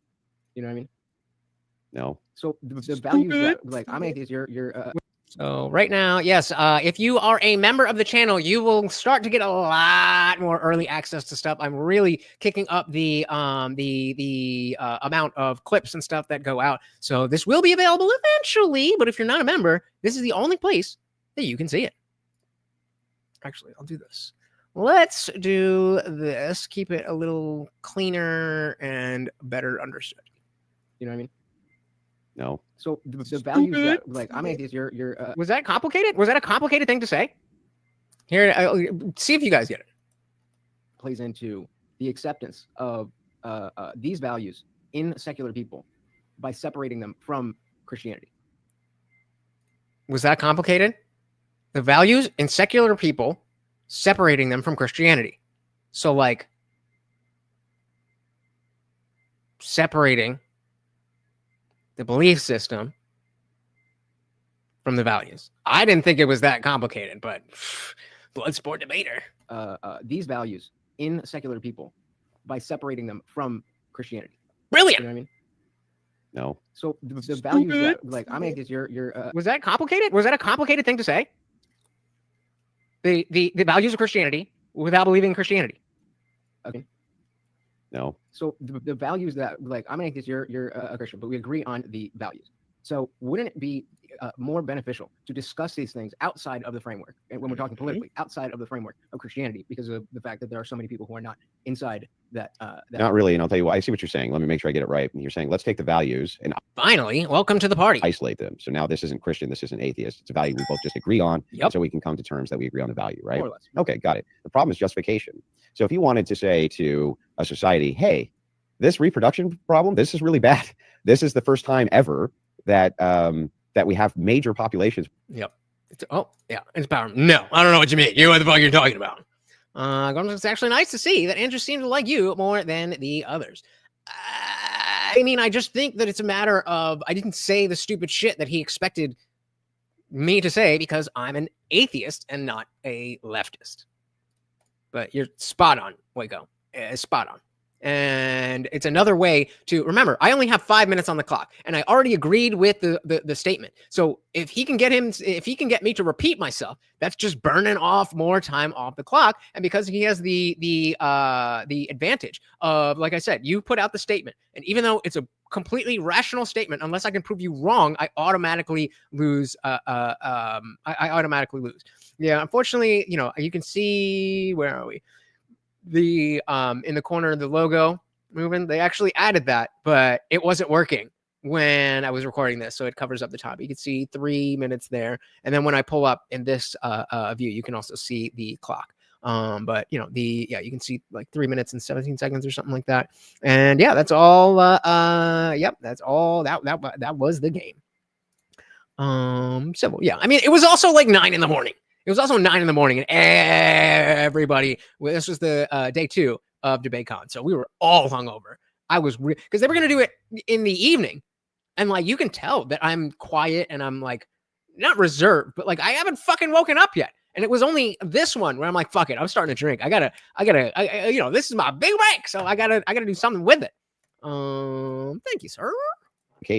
So if you wanted to say to a society, hey, this reproduction problem, this is really bad. This is the first time ever that that we have major populations which are under replacement rate. Like South Korea is not even going to be there. They're at less than one child per woman.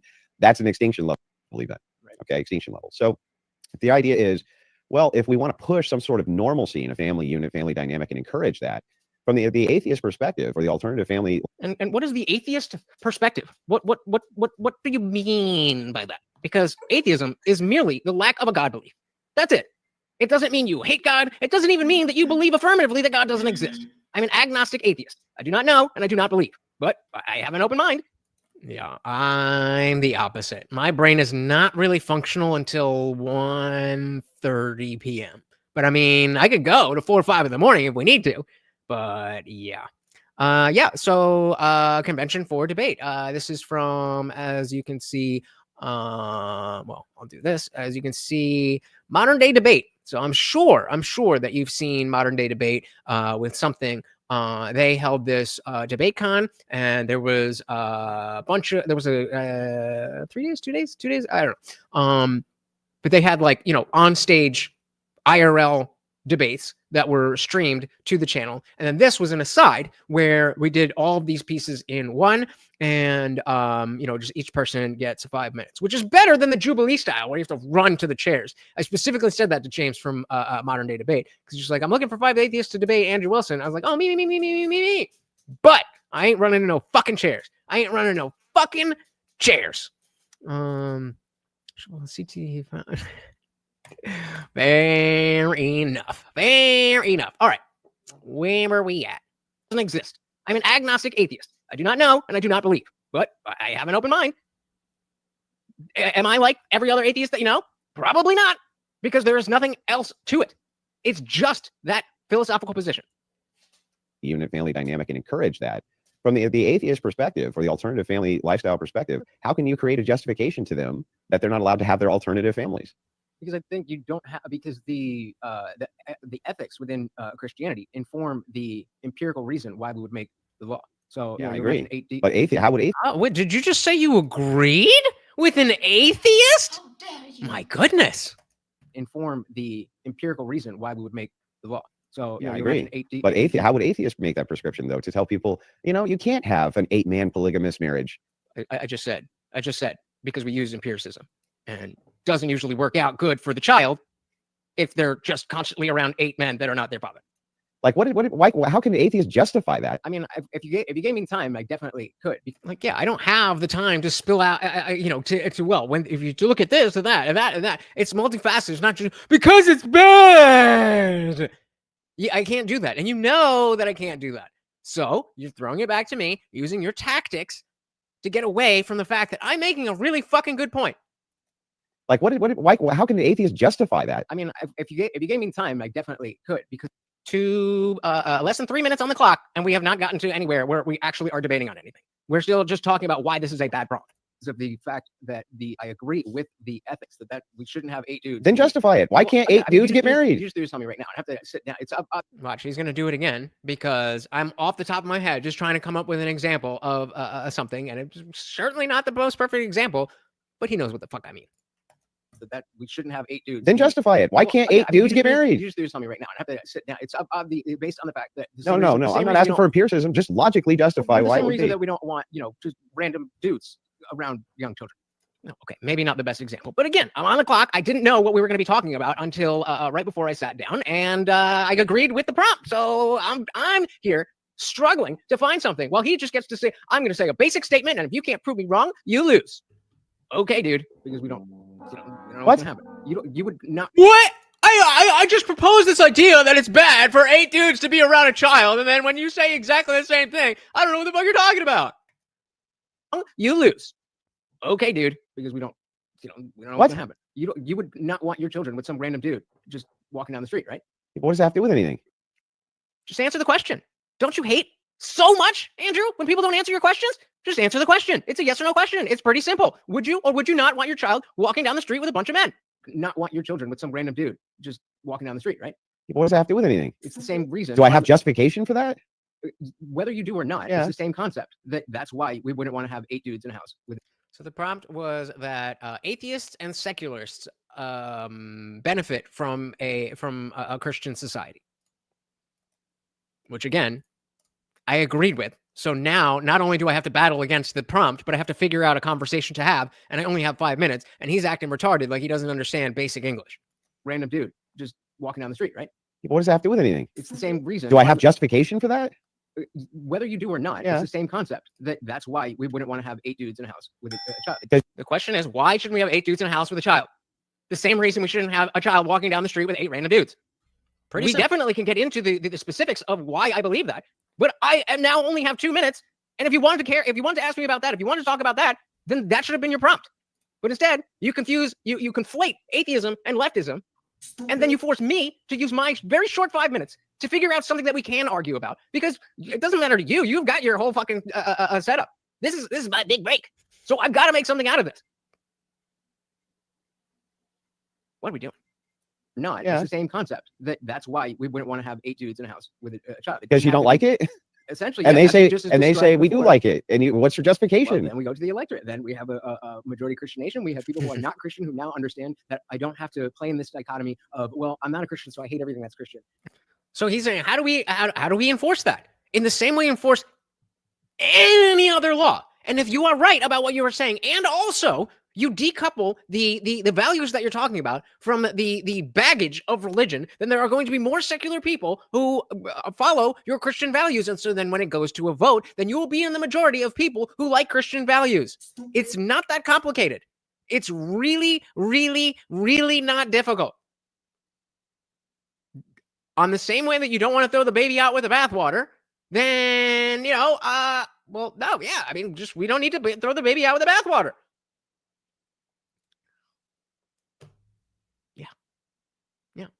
And exactly, he doesn't like things too, but he gets to pretend and believe that because the things that he don't like is because of God, then he is an objective standard. But it's just my preferences. That is my preferences. You just call it God.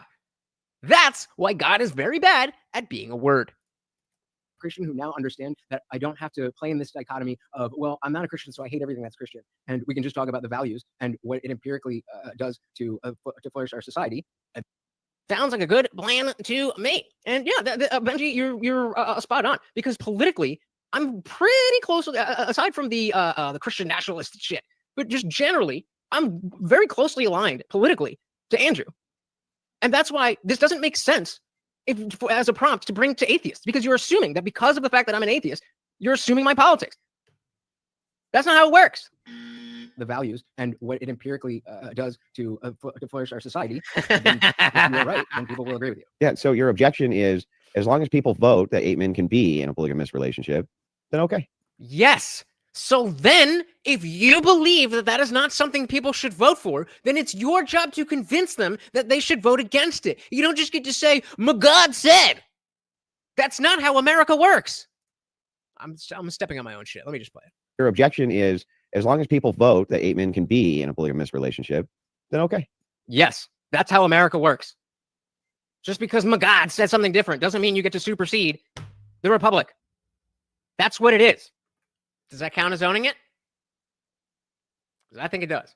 You can move, but that's what it is. No, my argument is that because of the fact that it's not right, I don't think. What's not right about it? I mean, again, we're talking about conceptually, as we just talked about, rights don't actually exist, but it's not. It's not rights, not race. His previous prompt was rights don't exist. There's only force, and of course, I agreed with that because it is a factual statement.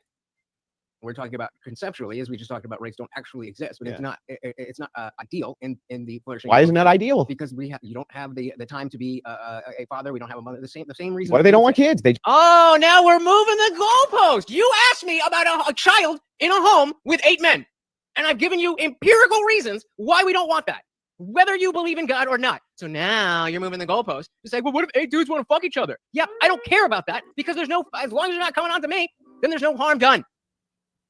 Does that count? Box? Does that count as standing on business and owning it?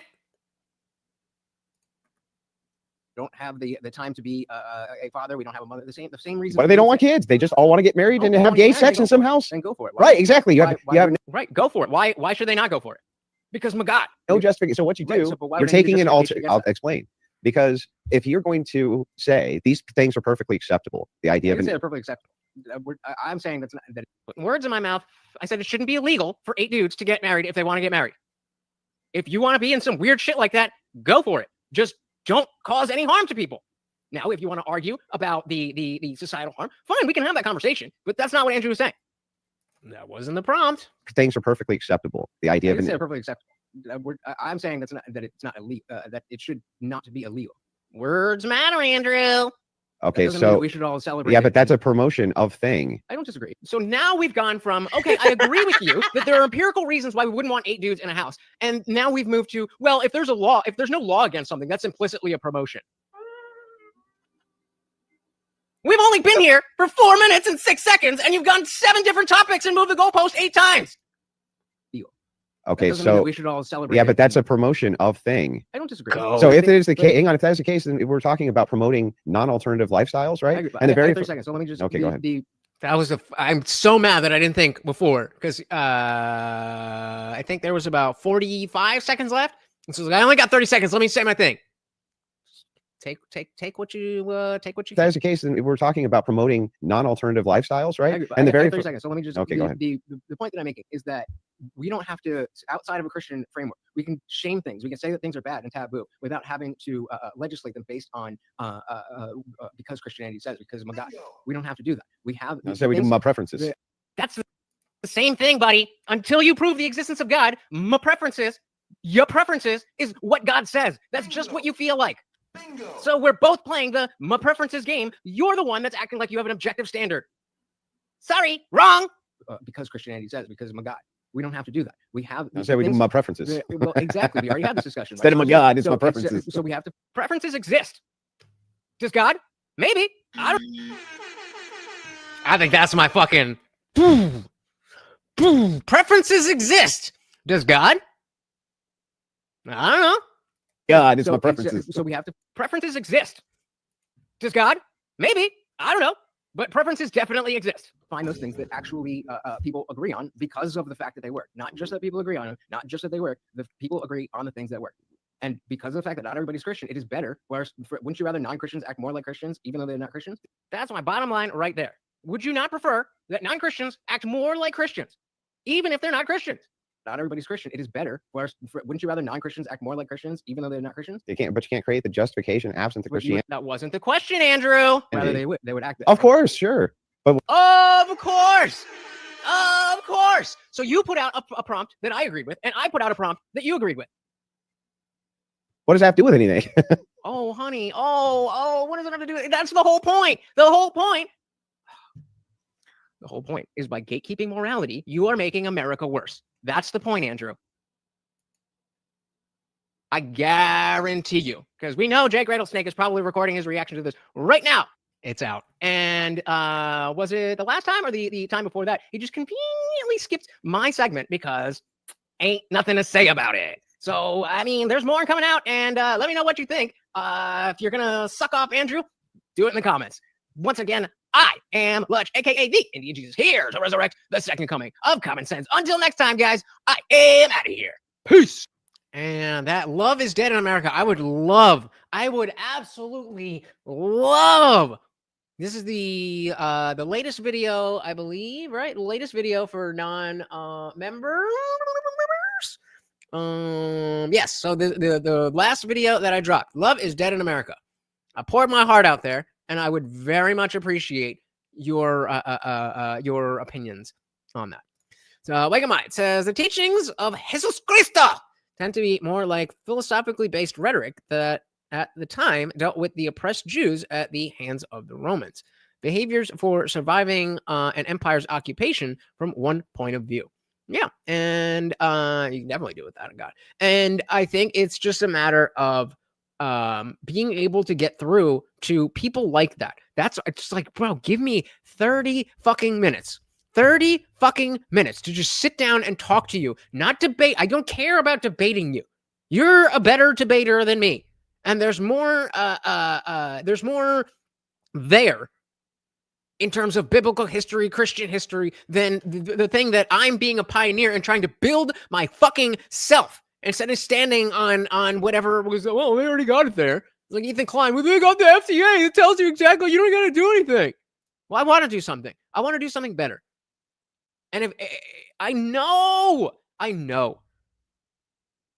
that because of the fact that he has this mentality that atheism equals leftism, that when he sits down and talks to me and actually has a conversation, not when I have 5 minutes on the fucking clock,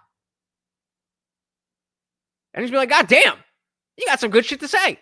And I wish you were Christian. I believe in God and and you are wrong about that. But other than that, you are the way that we can make America what I, Andrew, want it to be, even though people don't believe in this silly fucking idea of a God. Seeking to understand and not to win. That's all we can do, right? That's all we can do. We go on to technically Judaism, Christianity, Islam all have roots in Zoroastrianism, which is Persian in nature. Well, it's all the same shit, but they all each individually have the perfect right interpretation of what this ideology is, which is hilarious to me. Yeah, you'll never be woke with that mindset. Stop trying to win an argument and just have the conversation. Guys, I want to thank you so very, very much for hanging out with me. I know that you could be doing anything in the world, and yet you have chosen to spend your time hanging out with me and Morty, and that really, really, really does matter so very, very much to me. If you are new here, please do hit that subscribe. We are live every Monday, Wednesday, Friday. New videos every single day. 2 posts a day. I'm holding myself to 2 posts a day, either a video and a stream or 2 videos every single day. If you're down with the get down, be down with the get down. This is where it's at. Thank you so very, very much. A big shout out to all of the donations. We had Guam Tag. We had our boy Box. And of course, the sponsor of the stream, KFT. Thank you so very, very much. And as CT is saying, click the link at the top of the chat to join the Discord. See you guys over there. Thank you again. Once again, this is Morty, and I have been your host, Lutch, aka the Indian Jesus, here to resurrect the second coming of common sense. Until next time, guys, we are out of here. Peace.